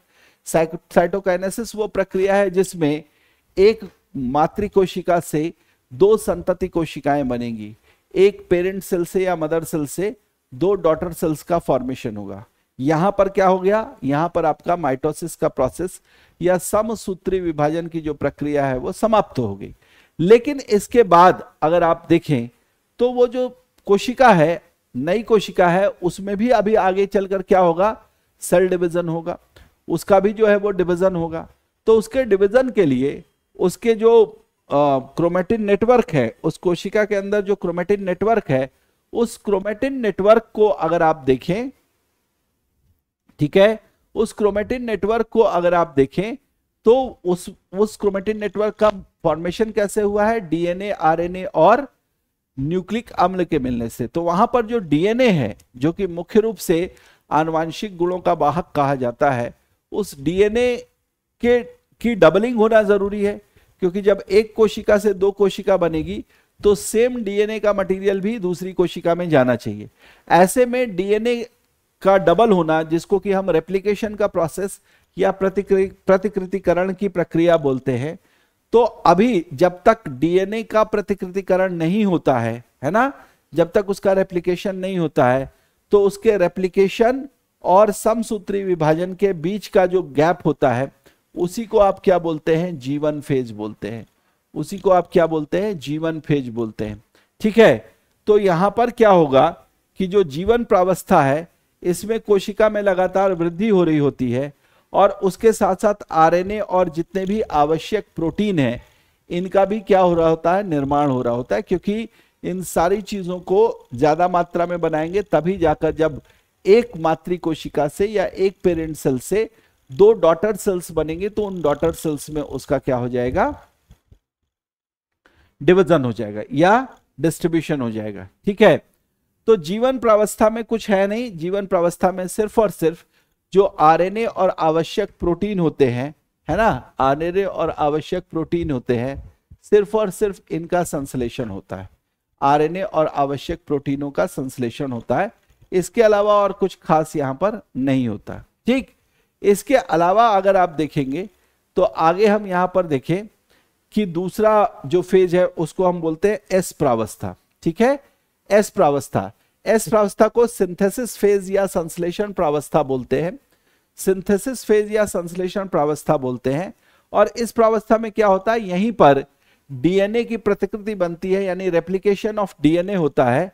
और साथ के साथ डीएनए की जो मात्रा है, भाई जब किसी चीज को रेप्लिकेट कर देंगे, यानी उसी की तरह की उतनी ही मात्रा की दूसरी चीज बना देंगे, तो अब उस चीज की मात्रा जहां पर भी वो रहेगी वो क्या हो जाएगी, दोगुनी हो जाएगी। उसी तरीके से डीएनए का जब रेप्लिकेशन होता है तो डीएनए की मात्रा क्या हो जाती है, दोगुनी हो जाती है। डीएनए का रेप्लिकेशन हुआ तो डीएनए की मात्रा क्या हो गई, दोगुनी होगी। लेकिन सिर्फ डीएनए की मात्रा दोगुनी हुई, इससे उस कोशिका के अंदर जो क्रोमेटिन नेटवर्क है, जो आगे चलकर क्रोमोसोम या गुणसूत्रों में परिवर्तित होगा संघनित होने के बाद, उस क्रोमोसोम की संख्या में, गुणसूत्रों की संख्या में किसी प्रकार का कोई परिवर्तन नहीं होगा। यानी गुणसूत्रों की संख्या उतनी ही रहेगी, उन गुणसूत्रों को बनाने वाले जो डीएनए होंगे उनकी मात्रा दोगुनी हो जाएगी। यानी कि जो क्रोमोसोम बनेंगे डिवीजन के समय, वो क्रोमोसोम क्या होंगे, अपने साइज में बड़े हो सकते हैं, क्योंकि उनमें जो डीएनए है वो मात्रा में दोगुना हो चुका। लेकिन क्या होगा, क्रोमोसोम की संख्या पर कोई असर नहीं होगा। क्रोमोसोम की संख्या पर कोई असर नहीं होगा, क्रोमोसोम की संख्या परिवर्तित नहीं होगी। ये हो गया क्या, ये हो गया आपकी दूसरी प्रावस्था। यानी कि इसको हम एस फेज यानी सिंथेसिस फेज बोलेंगे। और किस चीज का सिंथेसिस होगा, तो डीएनए का सिंथेसिस होगा। डीएनए के संश्लेषण की प्रावस्था जो है, इसीलिए इसको सिंथेसिस प्रोसेस बोलते हैं। ठीक है, अब नेक्स्ट देख लें। तो जो नेक्स्ट प्रावस्था है या नेक्स्ट स्टेज जो है, इसको हम G2 फेज बोलते हैं। नेक्स्ट स्टेज को क्या बोलते हैं, G2 फेज बोलते हैं। जो G2 फेज होता है, इसमें कोशिका तो बढ़ रही होती है, कोशिका वृद्धि के साथ साथ इसमें क्या होता है, जो समसूत्री विभाजन होना है उसके लिए आवश्यक प्रोटीन का भी निर्माण होता है। यह प्रोटीन बहुत आवश्यक है। आपको बताया था कि जब क्रोमोसोम का निर्माण होगा तो उस क्रोमोसोम के निर्माण के लिए एक तरफ जहां डीएनए और आरएनए की आवश्यकता है, वहीं दूसरी तरफ एक क्षारीय प्रोटीन की भी आवश्यकता है, जिसको हम हिस्टोन प्रोटीन बोलते हैं। अगर आपने कहा कि डीएनए की मात्रा दुगनी हो गई, तो उस डीएनए से जब कंपाइल करके क्रोमोसोम बनाएंगे तो उस एक्स्ट्रा डीएनए के लिए भी एक्स्ट्रा प्रोटीन चाहिए होगा। कौन सा प्रोटीन, कहा हिस्टोन प्रोटीन चाहिए होगा। तो वो जो हिस्टोन प्रोटीन है उसका निर्माण होगा, तभी तो वो अतिरिक्त हिस्टोन प्रोटीन कोशिका में मौजूद रहेगा आगे के क्रोमोसोम को बनाने के लिए। ये काम पहले ही हो जाता है। देखिए प्रकृति ने किस तरीके से कोशिका को जो है वो संचालित किया है, कोशिका को किस तरीके से नियंत्रित किया है, कंट्रोल किया है, कि आपको जो है हर वो चीज यहां पर दिखाई देगी कि एक के बाद एक सारी चीजें एकदम सेट मैनर में चल रही हैं, है ना। तो उसी तरीके से यहां पर भी क्या होगा कि सूत्री विभाजन के लिए जो भी समसूत्री विभाजन होगा, ठीक है, उसके लिए अतिरिक्त प्रोटीन का जो निर्माण होना है, उस अतिरिक्त प्रोटीन का यहां पर निर्माण होगा। ठीक, तो 3 फेजेस तो आ गए। यानी कुल मिलाकर ये जो 3 फेजेस आपको दिखाई दे रहे हैं, यहां पर अभी आपने देखा कि कुल मिलाकर अभी तैयारी ही चल रही है। किस चीज की, कोशिका विभाजन की। इसीलिए इसको अंतराल अवस्था बोलते हैं। मतलब वास्तविक में कोशिका विभाजन यहां से शुरू होगा उसकी प्रक्रिया, उससे पहले जो तैयारी वाली स्थिति है, तैयारी वाली स्थिति कब हो सकता है, कुछ गैप मिल जाए। जैसे आप कह रहे हैं कि आप क्लास करते हैं रोज, अब क्लास करने के ठीक बाद जैसे क्लास खत्म हो और हम कहें कि अब टेस्ट ले लेंगे जी, है ना। मान लीजिए 20 दिन आपने क्लास की और 20 दिन के बाद आपका टेस्ट ले लेते हैं। तो उस टेस्ट को जब लिया जाएगा, वो टेस्ट जब आपका लिया जाएगा, तो आपको ये लगेगा कि सर ने कुछ गैप नहीं दिया। गैप दिया होता तो हम क्या कर लेते, फिर से रिवाइज कर लेते, तैयारी कर लेते और उसके बाद टेस्ट देते, तो ज्यादा अच्छा होता। प्रकृति ने ये चीज अपने पर लागू रखी है। प्रकृति ने ये कहा है कि भैया जब कोशिका एक विभाजित हो जाएगी, विभाजित होने के बाद जब नई कोशिका का विभाजन आगे शुरू होना होगा, जब नई कोशिका का विभाजन आगे शुरू होना होगा, तो उस नई कोशिका के विभाजन के लिए आवश्यक है कि पहले अच्छे से तैयारी हो जाए। उस तैयारी में सबसे पहले क्या करेंगे, तो कहा कि पहले आरएनए और आवश्यक प्रोटीन का संश्लेषण करेंगे, है ना। उसके अलावा जो है वो डीएनए का संश्लेषण करेंगे, उसकी एक प्रावस्था आएगी, उसकी मात्रा को दोगुना कर लेंगे और बाद में उस डीएनए के साथ जुड़ने वाले जो प्रोटीन है उनकी भी तैयारी शुरू कर देंगे। तो इस तरीके से विभाजन के तैयारी की प्रावस्था हो गई। फिर आ जाते हैं एम प्रावस्था।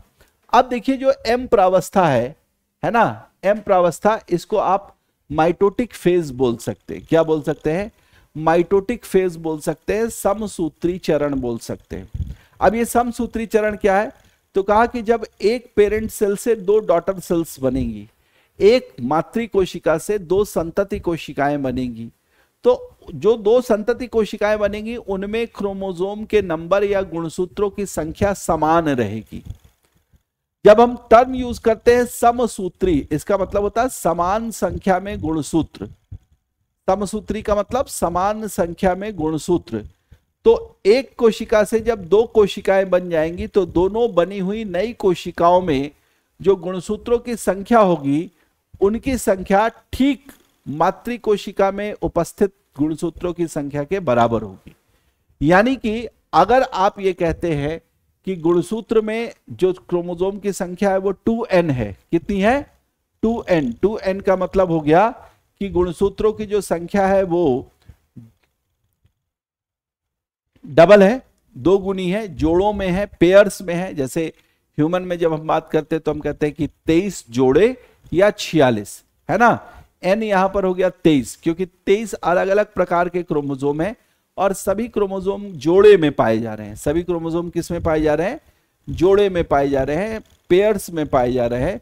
तो इस तरीके से उसको आप क्या कह सकते हैं? उसको आप कह सकते हैं कि ये 2n की संख्या है ना। n 23 है, 2 गुणा कर दिया क्योंकि वो जोड़ों में है। तो उसी तरीके से एम प्रावस्था में क्या होता है कि एम प्रावस्था में जो मातृ कोशिका से दो नई कोशिकाएं या संतति कोशिकाएं बनती है उन दोनों में गुणसूत्रों की संख्या समान होती है। अगर मातृ कोशिका में 2n है तो दोनों संतति कोशिकाओं में भी 2n ही होगा। ठीक है, ये चीज आपको ध्यान रखनी है। अब देखिए जो एम प्रावस्था है, इस एम प्रावस्था में सबसे महत्वपूर्ण क्या है कि यहां पर केंद्रक और कोशिका द्रव्य जो है उसका बंटवारा होना शुरू हो जाता है। केंद्रक और कोशिका द्रव्य का बंटवारा होता है। ठीक है, जो केंद्रक होता है जब उसका बंटवारा होगा तो इसको हम बोलेंगे कैरियोकाइनेसिस। कैरियोकाइनेसिस बोलेंगे। कैरियो का मतलब क्या हो गया? फिर से वही केंद्रक हो गया। ठीक है, काइनेसिस का मतलब बांट देना दो हिस्सों में। तो इसका मतलब केंद्रक का जो विभाजन होगा उसको हम क्या बोलेंगे? कैरियोकाइनेसिस बोलेंगे। जबकि कोशिका का भी विभाजन होगा इस फेज में, एम फेज में, और इसको क्या बोलेंगे? साइटोकाइनेसिस बोलेंगे। तो दो प्रक्रियाओं से गुजरेगी। अभी आपको पीछे दिखाई दिया होगा जब हम चक्र की बात कर रहे थे कि यहां पर एक जगह साइटोकाइनेसिस लिखा है और ये वाला जितना हिस्सा, ये 4 अलग अलग फेजेस दिखाई दे रहे हैं। एक्चुअली इन फेजेस में होता है क्या? कैरियोकाइनेसिस होता है। केंद्रक विभाजन की 4 अवस्थाएं हैं। कौन कौन सी? तो कहा कि एक विभाजन की प्रक्रिया है प्रोफेज, दूसरी है मेटाफेज, तीसरी है एनाफेज और चौथी है टेलोफेज।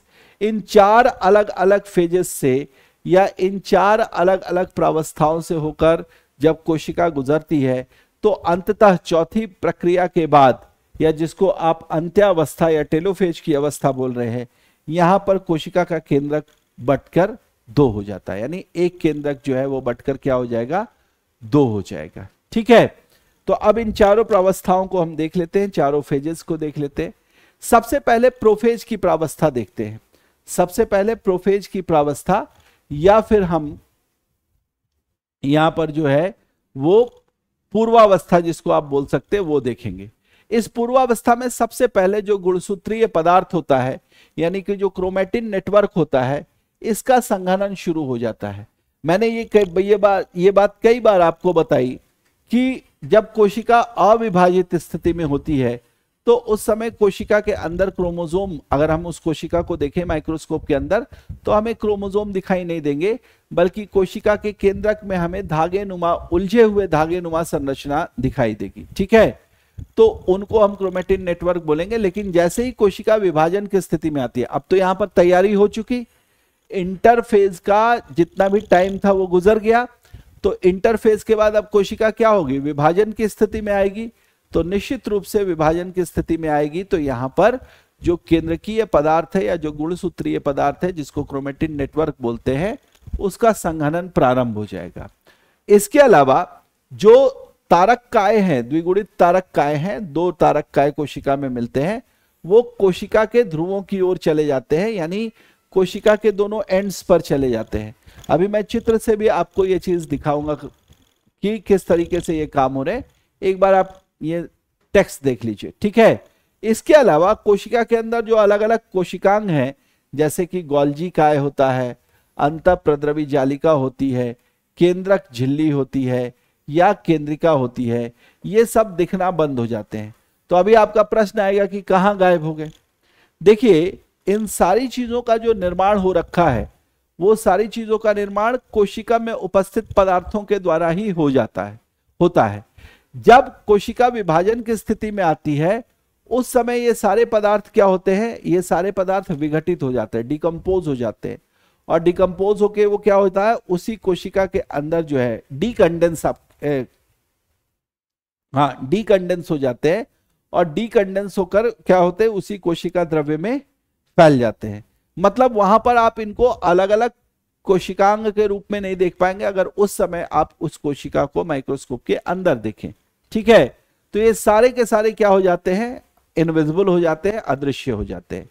उसके बाद देखिए आती है दूसरी अवस्था, इसको बोलते हैं मेटाफेज की अवस्था या मध्यावस्था की अवस्था बोलते हैं, मेटाफेज। अब इसमें क्या होगा कि यहां पर जो गुणसूत्रीय पदार्थ या क्रोमेटिन जालिका का संघनन हुआ, उससे बन गए गुणसूत्र, और गुणसूत्र जो है वो कोशिका द्रव्य में फैल जाएंगे। गुणसूत्र जो रॉड शेप्ड स्ट्रक्चर होंगे, दंडाकार संरचनाएं होंगी, ये रॉड शेप्ड स्ट्रक्चर अब क्या होगा, कोशिका द्रव्य के अंदर फैल जाएंगी। बहुत सारे क्रोमोसोम बन जाएंगे, बहुत सारे गुणसूत्र बन जाएंगे। हर एक जीवों में गुणसूत्रों की संख्या निश्चित होती है उनकी कोशिकाओं में, और जितनी संख्या उनकी कोशिकाओं में होनी चाहिए उतनी संख्या में ये क्रोमोसोम बन जाते हैं, और सिर्फ बनते ही नहीं है बल्कि कोशिका द्रव्य में फैल जाते हैं। गुणसूत्रों का अध्ययन इस अवस्था में ही क्या किया जाता है, सरल तरीके से किया जा सकता है। अब देखिए, आपसे ये प्रश्न पूछते हैं, ये जो सेकेंड लाइन है इसको आप जरूर ध्यान में रखेंगे। आपसे ये पूछ सकते हैं कि अगर हमें कोशिका के अंदर गुणसूत्रों की संख्या गिननी हो या गुणसूत्रों का अध्ययन करना हो, तो वह हम कोशिका विभाजन के किस फेज में या किस चरण में कर सकते हैं। तो वो हम कर सकते हैं कोशिका विभाजन के मेटाफेज चरण में। मेटाफेज में गुणसूत्रों का अध्ययन सरल तरीके से किया जा सकता है। कोशिका के मध्य में ये जितने भी गुणसूत्र हैं, वो कोशिका के मध्य में जिस तल पर पंक्तिबद्ध होते हैं, उस तल को मध्यावस्था पट्टिका बोला जाता है, या फिर उसको जो है वो मेटाफेज लैमेली बोलते हैं, है ना। वहां पर मध्यावस्था पट्टिका एक जो है वो बन जाती है, और उस पट्टिका पर या उस आप कह सकते हैं लाइन पर सारे गुणसूत्र एक लाइन से क्या होते हैं, अरेंज हो जाते हैं। सभी नंबर्स में 2n है ना, गुणसूत्र जो है वो नंबर्स में 2n है, यानी जोड़ों के रूप में जो है वो इस तरीके से अरेंज हो जाते हैं। ठीक, इतना काम जब हो गया तो फिर तीसरी अवस्था में पहुंचती है, जो एम फेज है वो तीसरी अवस्था में पहुंचती है, या कैरियोकाइनेसिस जो है वो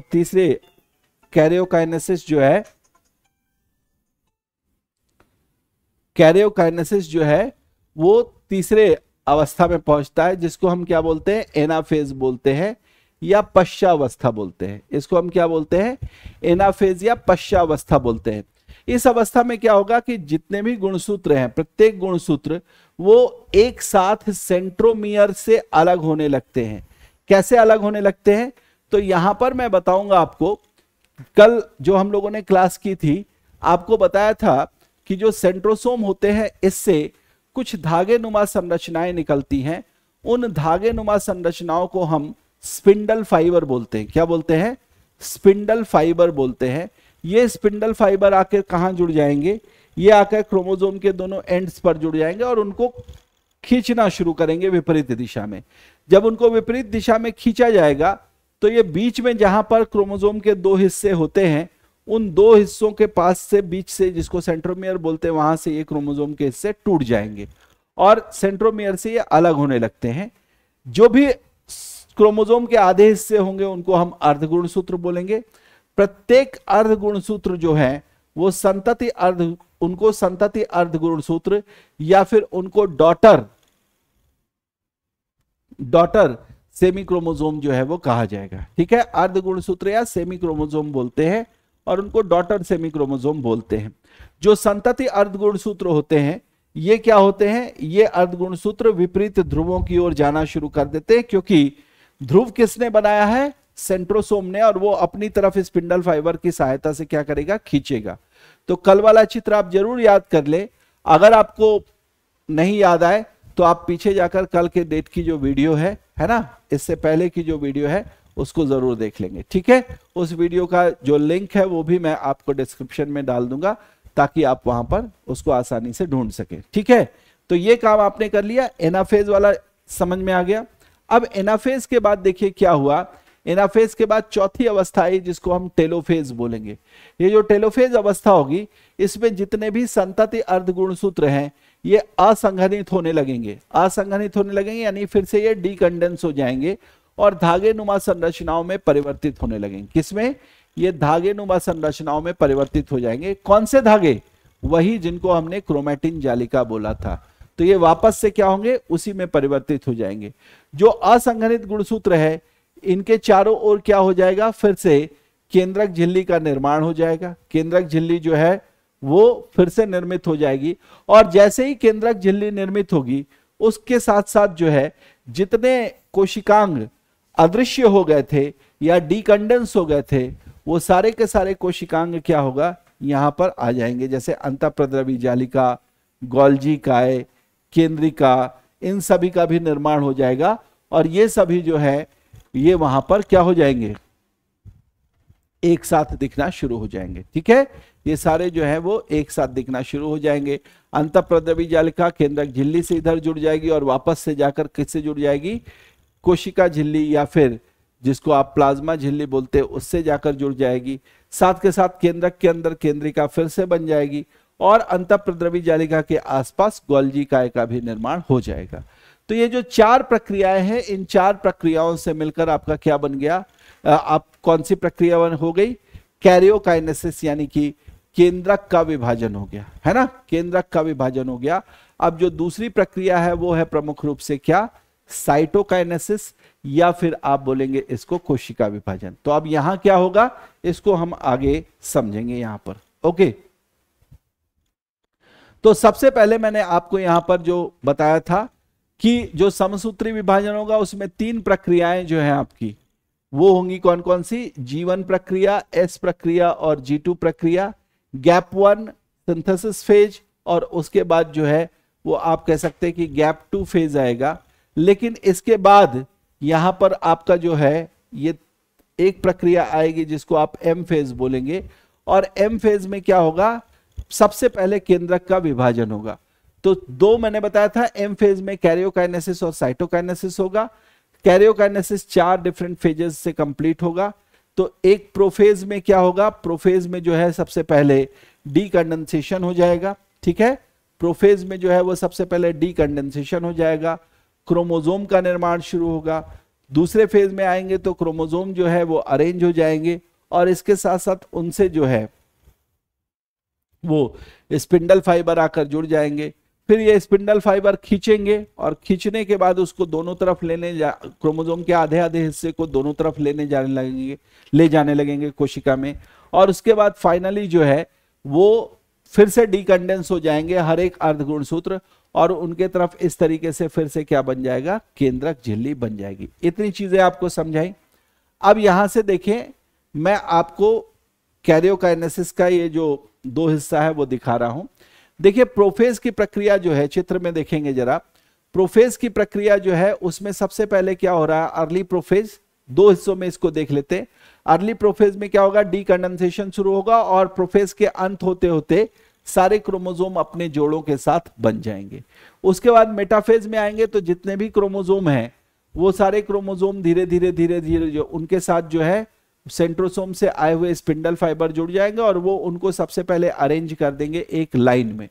एक लाइन में अरेंज करने के बाद ये मेटाफेज का स्टेज खत्म हो जाएगा, फिर आ जाएंगे एनाफेज के स्टेज में, जहां पर आपको ये दिखाई देगा कि ये जो स्पिंडल फाइबर आए थे सेंट्रोसोम से, ये आधे आधे हिस्से में इनको तोड़ देंगे और फिर उसको जो है वो खींचना शुरू करेंगे अपनी तरफ। जब अपनी तरफ खींचना शुरू करेंगे तो ये अर्ध गुणसूत्र एक तरफ आ जाएंगे, दूसरे वाले अर्ध गुणसूत्र दूसरी तरफ।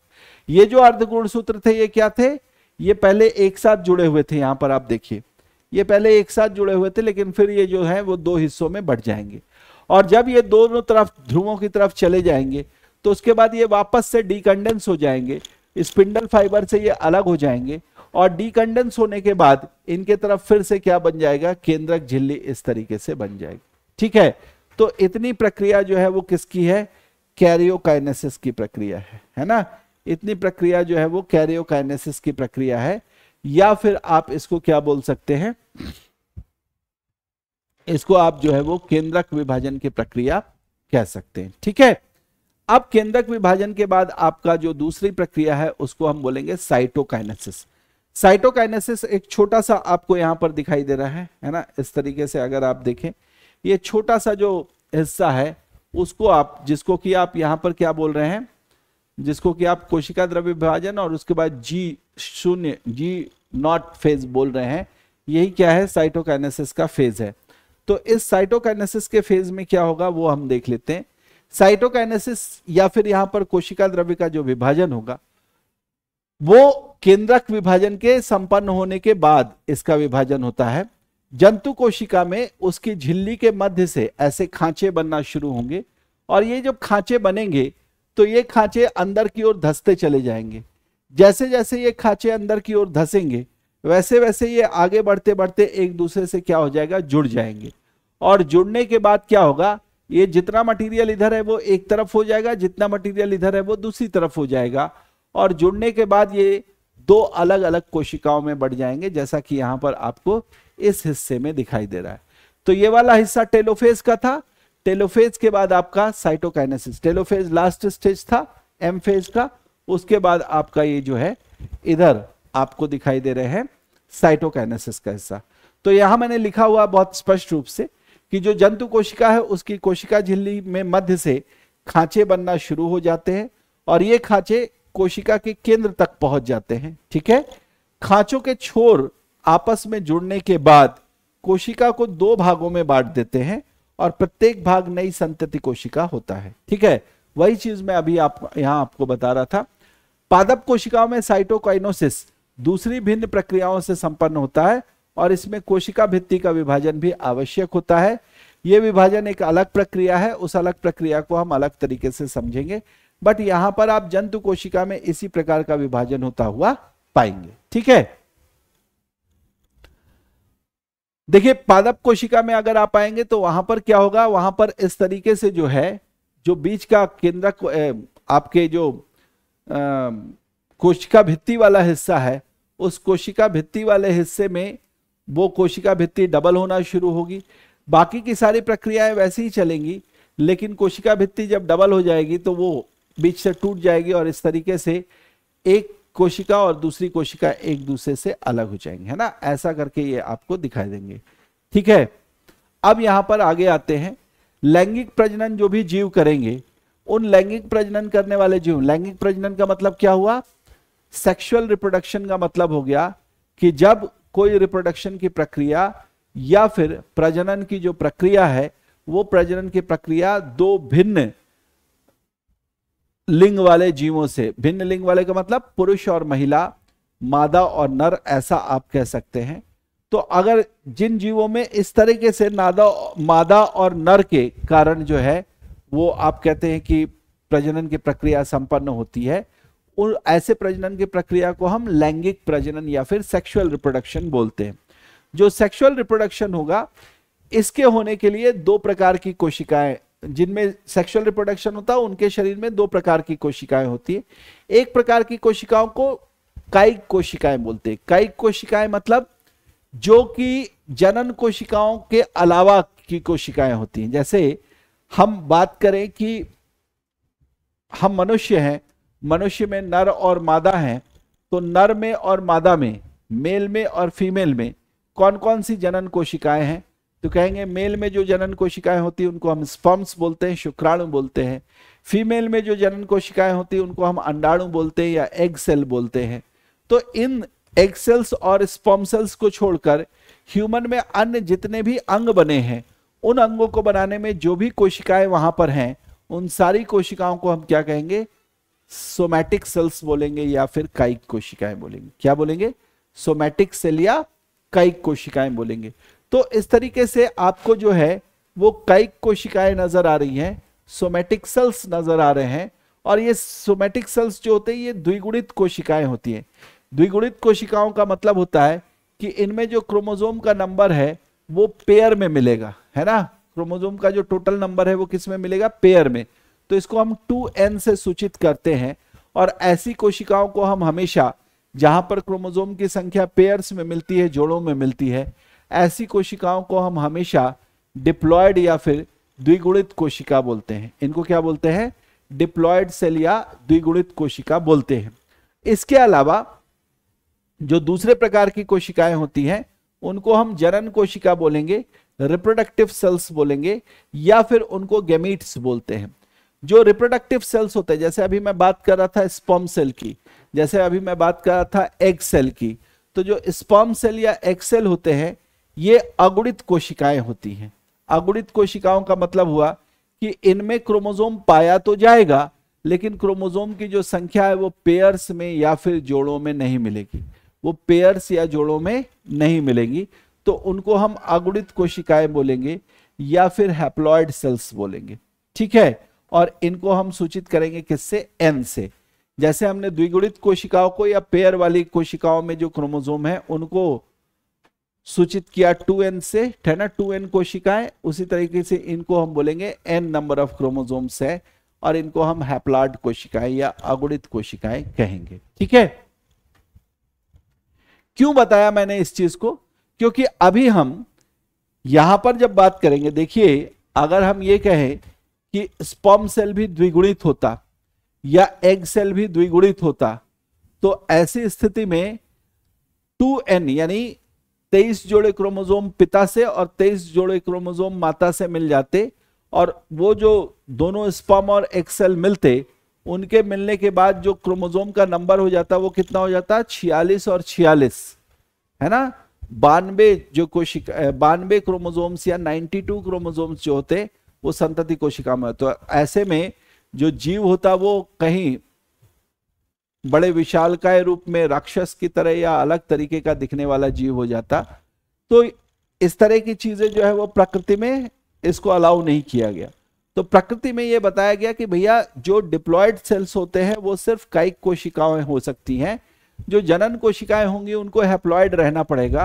हैप्लॉयड इसलिए रहना पड़ेगा क्योंकि जब दो जर्म सेल्स के या दो रिप्रोडक्टिव सेल्स के या दो गैमीट्स के मिलने के बाद जो जाइगोट बनेगा, जाइगोट का मतलब हो गया स्पर्म सेल और एग सेल के मिलने के बाद जो उनके फ्यूजन से, उनके फर्टिलाइजेशन से जो सेल नया बनेगा, उस सेल में क्रोमोसोम का नंबर उतना ही होना चाहिए जितना कि सामान्य रूप से एक जीव के कायिक कोशिकाओं में होता है। तो ऐसे में जो लैंगिक प्रजनन करने वाले जीव हैं उनमें एक और प्रकार का कोशिका विभाजन होता है। उस कोशिका विभाजन में जो डिप्लॉयड सेल्स होते हैं उनसे हैप्लॉयड सेल्स बनाए जाते हैं, यानी सिंगल सेट ऑफ क्रोमोसोम के सेल्स बनाए जाते हैं, तो उनको हम हैप्लॉयड सेल्स बोलते हैं। इस विभाजन को हम अर्धसूत्री विभाजन या फिर मियोसिस बोलते हैं। और मियोसिस हमेशा कहां होगा? लैंगिक जनन करने वाले जीवों में होगा। और यहां पर जो युग्मक, युग्मक का मतलब जाइगोट, युग्मकों में अगुणित गुणसूत्रों का समूह जो है वो पाया जाएगा, ठीक है। जब भी विशिष्ट प्रकार की द्विगुणित कोशिकाएं, विशिष्ट प्रकार की कौन सी? वो द्विगुणित कोशिकाएं जो कि जनन कोशिकाएं बनाने में सहयोग करेंगी, ऐसी विशिष्ट प्रकार की द्विगुणित कोशिकाओं के अर्धसूत्री कोशिका विभाजन से अगुणित युग्मक कोशिकाओं का निर्माण होता है। अगुणित युग्मक मतलब यहां पर हैप्लॉयड जाइगोट सेल का फॉर्मेशन होगा, हैप्लॉयड जाइगोट सेल का फॉर्मेशन होगा। युग्मकों के निषेचन से, है ना, जो युग्मक बनेंगे या फिर जिनको आप रिप्रोडक्टिव सेल्स बोल सकते हैं, उन रिप्रोडक्टिव सेल्स का फॉर्मेशन जब होगा तो जब उनका निषेचन होगा यानी फर्टिलाइजेशन होगा, तो उससे द्विगुणित अवस्था पुनः स्थापित हो जाती है, यानी जो डिप्लॉयड सेल है वो फिर से बन जाते हैं।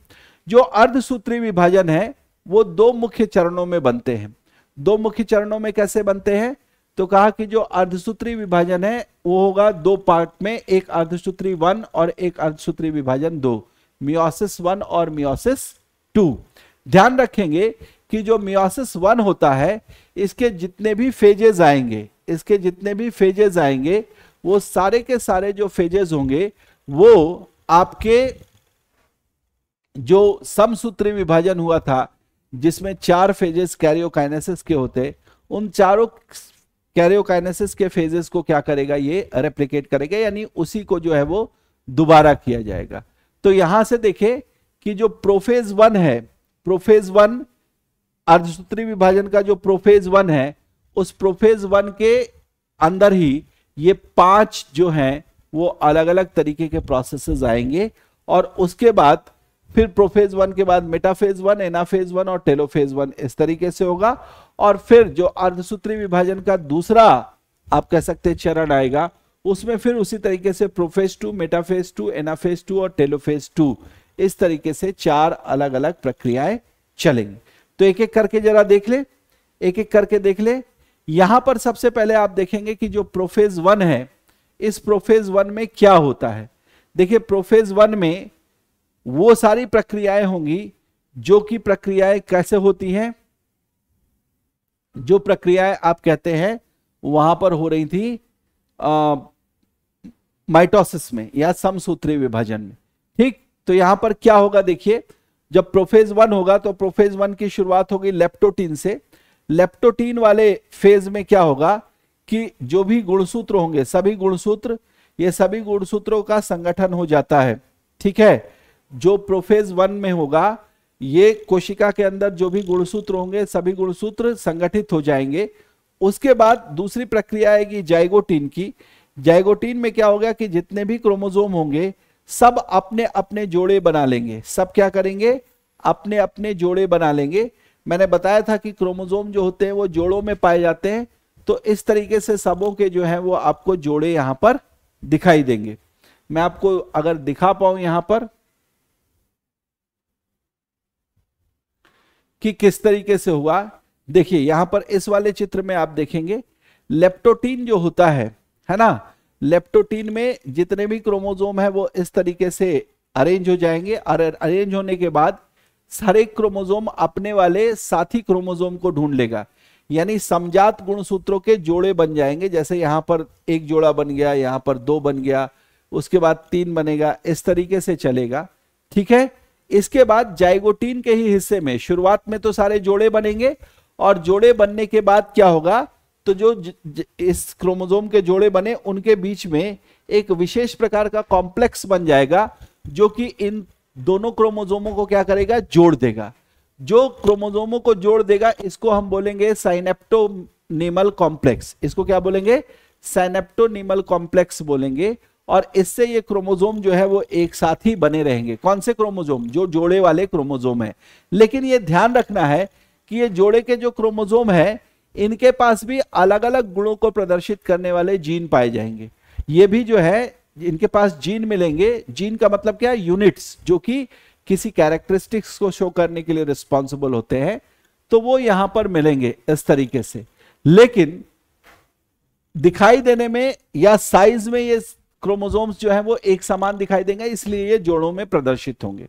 अब उसके बाद आ जाता है पैकेटीन, है ना। पैकेटीन वाले में क्या होगा कि यहां पर एक एंजाइम प्रोड्यूस होगा, और उस एंजाइम का नाम है रिकॉम्बिनेज एंजाइम। एंजाइम का क्या नाम है, रिकॉम्बिनेज एंजाइम नाम है।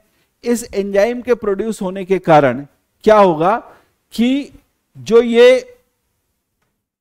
क्रोमेटिड है ना, ये जो है क्रोमोसोम का हिस्सा, ये क्रोमोसोम के हिस्से एक दूसरे को इस तरीके से क्या करेंगे, एक्स बनाते हुए क्रॉस करेंगे। या आप देख रहे हैं ये एक्स बनाते हुए इस तरीके से क्रॉस कर जाते हैं। ठीक है, ये इस तरीके से एक्स बनाते हुए क्रॉस कर जाते हैं।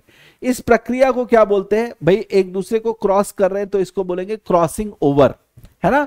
इस प्रक्रिया में जहां पर क्रॉसिंग ओवर हो रहा है वहां पर जोड़ों के जो क्रोमोसोम है उसके एक जोड़े का एक क्रोमोसोम का क्रोमेटिड दूसरे जोड़े के दूसरे क्रोमोसोम के क्रोमेटिड के साथ क्या होगा, क्रॉस कर जाएगा। यानी इस तरीके से एक्स की स्थिति बना देगा।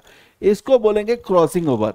आपसे परीक्षा में ये भी प्रश्न पूछे जाते हैं कि जब अर्धसूत्री विभाजन होता है तो उस समय क्रॉसिंग ओवर की जो प्रक्रिया होती है वो किस चरण में संपन्न होती है। आपको ध्यान रखना है कि क्रॉसिंग ओवर की जो प्रक्रिया होगी वो पैकेटीन है ना, पैकेटीन में जो है वो संपन्न होगी। कैसे याद रखेंगे आप देखिए, जब दो गुटों के बीच कोई समझौता होता है, हम बोलते हैं कोई पैक्ट हुआ, पैक्ट में क्या करते हैं, हाथ को इस तरीके से मिलाते हैं। हाथ इस तरीके से मिला, अगर हाथ इस तरीके से खुले तरीके से मिले तो आपने चित्र देखा होगा बहुत सारे, ऐसा करके एक्स बन रहा है तो पैक्ट हो रहा है, इसलिए आप ये कह रहे हैं कि हाथ एक्स की तरह मिल रहे हैं। आप यहां भी समझ ले पैक्ट हो रहा है, इसलिए जो क्रॉसिंग ओवर है वो किस फेज में आ गया, पैकेटीन के फेज में आ गया। क्रॉसिंग ओवर जो है वो किस फेज में आ गया, पैकेटीन के फेज में आ गया, ऐसा आप कहेंगे। ठीक, इसके बाद देखिए आगे क्या होता है। जब ये क्रॉसिंग ओवर हो जाता है तो उसके बाद फिर यहां पर जो क्रोमोसोम के क्रोमेटिड के हिस्से हैं वो क्या हो जाते हैं, एक दूसरे से एक्सचेंज हो जाते हैं। यानी कि ये वाला क्रोमोसोम जो यहां पर आपको गाढ़े नीले रंग का दिखाई दे रहा है, इसका इतना हिस्सा जो है वो इस हल्के नीले वाले में जुड़ जाएगा और उतना ही हिस्सा जो हल्के नीले वाले से अलग हो गया वो गाढ़े नीले वाले क्रोमोसोम में जो है वो जुड़ जाएगा। और फिर ये जो क्रोमोसोम के क्रोमेटिड है वो एक दूसरे से वापस से क्या होंगे, अलग होना शुरू हो जाएंगे या दूर जाना शुरू हो जाएंगे। जब ऐसी प्रक्रिया होती है तो इसको हम बोलते हैं कायस्मेटा, है ना। इस प्रक्रिया को बोलते हैं क्या, कायस्मेटा। जब दोनों के क्रोमेटिड क्या हो जाए, एक दूसरे से एक्सचेंज हो जाए और एक्सचेंज होने के बाद टूटे हुए हिस्से से क्या हो जाए, जुड़ जाए दोनों अलग अलग क्रोमोसोम के साथ, तो उसको कायस्मेटा बोलेंगे। और ये कायस्मेटा की प्रक्रिया कहां होती है, डिप्लोटीन में होती है। भाई जब पैक्ट होता है तो उसके बाद डिप्लोमेटिक वार्ता होती है, हम कुछ उनकी बात मान लेते हैं और अपनी बात कुछ जो है वो उनसे मानने के लिए बोलते हैं, तो वो एक डिप्लोमेटिक वार्ता हो जाती है ना, कूटनीतिक स्तर पर वार्ता होती है। वैसा ही डिप्लोटीन में यहां पर कुछ होता है, जब पैकेटीन हो गया तो पैकेटीन में क्रॉसिंग ओवर हो गया, पैक्ट हो गया और उसके बाद डिप्लोटीन आ गया। डिप्लोटीन में कुछ डिप्लोमेटिक वार्ताएं करेंगे जिसमें आपसे कहेंगे कि भैया ये मान लो, और उनसे कहेंगे कि ठीक है हमने अभी आपकी ये बात जो है वो मान ली है। तो ये दोनों ने एक्सचेंज कर लिए अपने अपने वादे। आपने देखा होगा जब कोई पैक्ट होता है तो जो डिप्लोमेट्स होते हैं वो क्या होते हैं, आपस में अपने अपने जो फाइल्स होते हैं वो एक दूसरे के साथ एक्सचेंज करते हैं। वो उनको दे देते हैं अपनी वाली फाइल और ये इनको दे देते हैं अपनी वाली फाइल, ठीक है। तो ऐसे करके डिप्लोटीन में हो गया। और उसके बाद क्या हो गया, उसके बाद ये जो दोनों क्रोमोसोम है वापस से क्या हो जाएंगे, अलग अलग हो जाएंगे। अब अलग अलग हुए तो आप देख रहे हैं कि इसमें पूरे हल्के नीले रंग का जो क्रोमोसोम था उसके पूरे हिस्से में हल्के नीला रंग ही है, लेकिन बाद में क्या हो गया, गाढ़ा नीला रंग हो गया। और यहां पर जो गाढ़े नीले रंग वाला था उसके साथ क्या हो गया, हल्के नीले रंग वाला हिस्सा जो है वो जुड़ गया। लेकिन यहां पर एक और चीज जो आप देख पा रहे होंगे वो है कि यहां पर ये वाला जो साइनेप्टोनिमल कॉम्प्लेक्स बना था वो साइनेप्टोनिमल कॉम्प्लेक्स यहां से हट जाएगा, ठीक है। तो ये जो पूरी प्रक्रिया हुई है किसकी प्रक्रिया हो गई, प्रोफेज 1 की प्रक्रिया हो गई, जिसको मैं आपको बताना चाह रहा था। ये प्रोफेज 1 की प्रक्रिया हो गई। ये जो चित्र है वो आपको एनसीईआरटी में नहीं मिलेगा, ठीक है। आप ध्यान रखेंगे कि इस चित्र की सहायता से आप प्रोफेज 1 के हर एक स्टेज को समझ पाएंगे। प्रोफेज 1 का जो हर एक पहलू है उसको यहां पर आप समझ पाएंगे, ठीक है। इसके बाद आगे देखते हैं। आगे जो हो गया, यहां पर मैंने क्रोमोसोम का हिस्सा बताया है। देखिए क्रोमोसोम की बात जब करेंगे तो एक क्रोमोसोम के हिस्से में आपको इस तरीके की चीजें दिखाई देंगी। अब यहां पर क्रोमोसोम के पेयर्स जब बनते हैं, ये वाला जो हिस्सा बन रहा है यहां पर आपको दिखाया था, कहां पर, ये वाला जो हिस्से आपको दिख रहे थे, है ना। तो ये वाले हिस्से यहां जो है मैंने दिखाने का प्रयास किया है कि क्रोमोसोम जो है वो इनके अलग अलग क्रोमेटिड होंगे, ठीक है। सफेद वाले जो है वो है पीछे की ओर है, दिखाया मैंने, पीछे की ओर सफेद वाले हैं तो उनका एक क्रोमेटिड, दूसरा क्रोमेटिड, और पीले वाले के तीसरे क्रोमेटिड और चौथे क्रोमेटिड। इस तरीके से ये जो क्रोमेटिड है ये आधे आधे हिस्से में इसको सेमी क्रोमेटिड बोलेंगे, और बीच में ये जो है ये एक आप कह सकते हैं कि संधि पर या एक पॉइंट पर जुड़े हुए होते हैं, उस पॉइंट को हम क्या बोलते हैं, काइनेटोकोर बोलते हैं। अब क्या होता है कि इसी काइनेटोकोर से यहां पर जो है इस तरीके से ये टूटते हैं और टूटने के बाद आधे आधे हिस्से में जो है वो बढ़ जाते हैं। तो काइनेटोकोर का जो हिस्सा है वही क्या हो गया, दो पार्ट में क्रोमोसोम को बांट देता है, वही क्रोमोसोम को दो पार्ट्स में बांट देता है। ऐसा कुछ देखने को आपको मिलेगा। ठीक, अब देखिए यहां से प्रोफेज 1 अगर आपको समझ में आ गया तो प्रोफेज 1 के बाद सारे क्रोमोसोम जो है ठीक उसी तरीके से अरेंज हो जाएंगे जैसे कि पीछे आपने अरेंज होता हुआ देखा था। तो ये सारे क्रोमोसोम अरेंज हो गए, जो तारक काय है उन्होंने ध्रुव बना लिया, और इनसे निकलने वाले जो इस तरीके के आपको स्पिंडल फाइबर्स हैं वो इनके काइनेटोकोर पर जाकर अलग अलग काइनेटोकोर पर जाकर जुड़ जाएंगे और वहां से उनको खींचना शुरू करेंगे। जब काइनेटोकोर से ये खींचेंगे तो हर एक हिस्से जो है वो अलग हो जाएंगे। यहां पर देखिए कि ये जो है ये हिस्से एक आधे हिस्से को खींच कर ले गए और ये वाला एक आधे हिस्से को खींच कर ले आया। काइनेटोकोर दोनों तरफ से होगा। सफेद जैसे मैंने इस चित्र में दिखाया तो वो काइनेटोकोर इधर वाले यानी पीले वाले हिस्से से भी होगा और उधर वाले सफेद वाले हिस्से में भी होगा। तो दोनों तरफ से इनको खींच लिया किसने, स्पिंडल फाइबर्स ने, और दोनों के आधे आधे हिस्से को निकालकर क्या कर दिया, अलग कर दिया। जब ये हिस्से अलग हो गए है ना, मान लीजिए ये वाला एक हिस्सा है, ये इसके साथ खींचकर चला आया और पीला वाला जो है वो दूसरी तरफ खींच के चला आया, अलग हो गया। उसी तरीके से ये हिस्से भी अलग हो गए।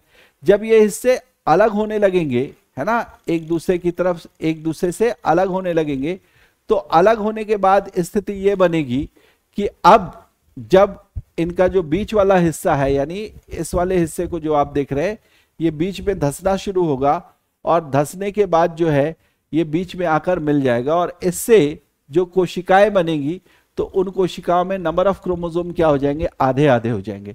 पहले नंबर ऑफ क्रोमोसोम क्या थे, देखिए डबल है, 2n है, ठीक है, लेकिन जैसे ये एक एक हो जाएंगे उसके बाद ये क्या हो जाएंगे, आधे आधे बढ़ जाएंगे एक एक कोशिका में, और हर एक कोशिका में n नंबर ऑफ क्रोमोसोम जो है वो मिल जाएंगे। तो इस तरीके से टेलोफेज में जाकर एक संतति कोशिका बन जाएगी और दूसरी संतति कोशिका बन जाएगी। ऐसे कर ये सारा जो है आप कहते हैं कि ये सारी प्रक्रिया जो है वो चलती है। जब इस तरह की स्थिति हो गई और दो संतति कोशिकाएं बन गई तो उसके बाद ये आगे चलेगा है ना, ये आगे चलेगा और ये ठीक उसी तरीके से अब फिर प्रक्रियाएं चलेंगी। ये आ गए हम किस में, तो ये आ गए हम मियोसिस 2 में है ना, मियोसिस 2 के स्टेज में आ गए यहां पर।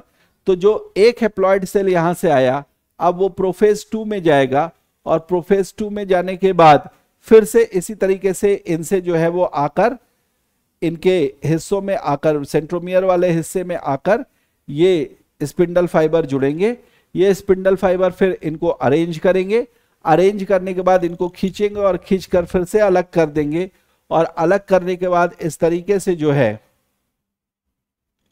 कोशिका झिल्ली का जो बीच का हिस्सा है वो फिर से ऐसे बीच में जुड़ना शुरू होगा और उनके जुड़ने के बाद ये जो नंबर ऑफ क्रोमोसोम बनेंगे वो फिर से एक एक बन जाएंगे, एक एक n नंबर में बन जाएंगे। तो एक कोशिका यहां से आप देखें, मैं यहां से शुरू करता हूं कि यहां से इस एक कोशिका से सबसे पहले बनी क्या, दो कोशिकाएं जिनमें हर एक कोशिका में n नंबर है, लेकिन ये प्रक्रिया यहीं तक सीमित नहीं रहती। आगे आने के बाद ये फिर से इन दोनों अलग अलग कोशिकाओं में फिर से वही प्रक्रिया दोहराई जाती है जिसको हम मियोसिस 2 की प्रक्रिया बोलते हैं। और ये फिर इस तरीके से चलते चलते जिन दो कोशिकाओं में परिवर्तित होती है, एक से फिर क्या बन जाएंगे, दो कोशिकाएं, और एक से क्या फिर बन जाएंगे, दो कोशिकाएं। तो इस तरीके से n नंबर वाली 4 कोशिकाएं जो है वो मियोसिस के समाप्त होने पर बनेंगी जिसको हम टेलोफेज 2 बोलेंगे। ठीक है, तो इस तरीके से पूरा सेल डिवीजन जो है वो आपका देखने को मिलता है या सेल डिवीजन जो है वो कंप्लीट होता है। इन्हीं चीजों को मैंने यहां पर जो है वो लिखा है, मैं इसको यहां पर आपको बता देता हूं। ओके, देखिए मेटाफेज 1 जो है इसमें समजात गुणों का युग्म जो है वो मध्य रेखा पट्टिका पर व्यवस्थित हो जाता है और विपरीत ध्रुवों के स्पिंडल रेशे समजात गुणसूत्रों के जोड़े से अलग अलग चिपक जाते हैं, जैसा कि मैंने दिखाया था कि वो चिपक गए। फिर एनाफेज 1 होता है। एनाफेज 1 में विपरीत ध्रुवों से विकसित जो स्पिंडल रेशे हैं वो समजात गुणसूत्रों को खींचकर अलग कर देते हैं, पृथक कर देते हैं, जबकि संतति अर्ध गुणसूत्र या डॉटर क्रोमेटिड जो है गुणसूत्र बिंदु से जुड़े हुए रहते हैं। ठीक है, वहां पर देखा था आपने। फिर टेलोफेज 1 आ गया और उसके बाद जो है मियोसिस 1 शुरू हो गया। मियोसिस 1 जो है वो समाप्त हो गया और फिर मियोसिस 2 शुरू होगा और मियोसिस 2 के बाद संतति कोशिकाएं जो है वो इस तरीके से प्रोफेज 1, प्रोफेज 2, मेटाफेज 2, एनाफेज 2 और लास्ट में टेलोफेज 2 से गुजरेंगी और फाइनली जो है कोशिकाएं क्या हो जाएंगी, अलग अलग हो जाएंगी और सभी कोशिकाओं में क्रोमोसोमों की संख्या n रह जाएगी। ठीक है, तो ये पूरी प्रक्रिया जो है वो है। बट आपके एग्जाम में जो क्वेश्चन पूछते हैं वो 3-4 टिपिकल क्वेश्चन हैं जो सबसे ज्यादा पूछे जाते हैं पूरी प्रक्रिया में, वो मैं एक बार आपको यहां पर बता देता हूं। जैसे आपसे ये पूछा जाता है कि जब मियोसिस की प्रक्रिया होती है तो उस मियोसिस की प्रक्रिया में, है ना, मियोसिस 1 का जो प्रोफेज 1 होता है उसमें क्रॉसिंग ओवर कब होता है, ये आपसे पूछते हैं। कायजमेटा का प्रोसेस जो है वो किस स्टेज में होता है, तो क्रॉसिंग ओवर होता है पैकेटीन में, आपको बताया पैक्ट हो गया और पैक्ट होने के बाद जो है वो डिप्लोटीन यानी डिप्लोमेटिक वार्ताएं जो है वो शुरू हो गई, तो डिप्लोटीन में ऐसा होगा कायजमेटा। ठीक है, इसके अलावा आप देखें तो यहां पर एक और चीज बताई थी मैंने, और वो यहां पर आपको बताया था कि जब आपको जो है वो इस वाले में जब आपको कैरियोकाइनेसिस होता हुआ दिखाई दे तो किस फेज में आने के बाद जो गुणसूत्रों की संख्या है वो बढ़ जाती है या गुणसूत्र जो है वो अलग अलग हिस्सों में खिंच जाते हैं, तो वो एनाफेज स्टेज में, और टेलोफेज में फिर से गुणसूत्र जो है वो डीकंडेंस होके और केंद्रक झिल्ली से गिर जाते हैं। तो जहां पर एक बार केंद्रक झिल्ली यहां पर क्या हो रही है, केंद्रक झिल्ली अलग हो जा रही है ना, प्रोफेज स्टेज में, वहीं पर टेलोफेज स्टेज में पहले वाले में ये बन जा रही है, ये माइटोसिस वाले हिस्से में है। ठीक है, तो इस तरीके से ये सारी चीजें आप जो है ध्यान में रखेंगे। सेल डिवीजन थोड़ा सा टिपिकल है चैप्टर, तो इसको थोड़ा और आप समझने का प्रयास करने के लिए एक बार और अगर वीडियो देख लेंगे तो चीजें आपको चित्र की सहायता से और जो मैंने बताया है उसकी सहायता से आपको समझ में आ जाएंगी। ठीक है, तो आज की क्लास यहीं रखते हैं, अगली क्लास में इससे आगे की चर्चा करेंगे, उत्तक वाले चैप्टर में एंटर करेंगे। आपको जैसा भी वीडियो लगा हो उसके हिसाब से आप चाहें तो लाइक करिएगा, अगर नहीं पसंद आया हो तो जरूर कमेंट में लिखकर बताइएगा कि क्या चीजें अच्छी नहीं लगी। मैं कोशिश करूंगा कि आपको और सरल भाषा में चीजें बता सकूं जिससे आपको चीजें समझ में आ सके। आप सभी का बहुत बहुत धन्यवाद इस वीडियो को देखने के लिए, और साथ के साथ अगर वीडियो पसंद आया तो लाइक करें, शेयर भी करें और सब्सक्राइब भी करें। साथ के साथ अपने कमेंट्स देना ना भूलें। Thank you very much.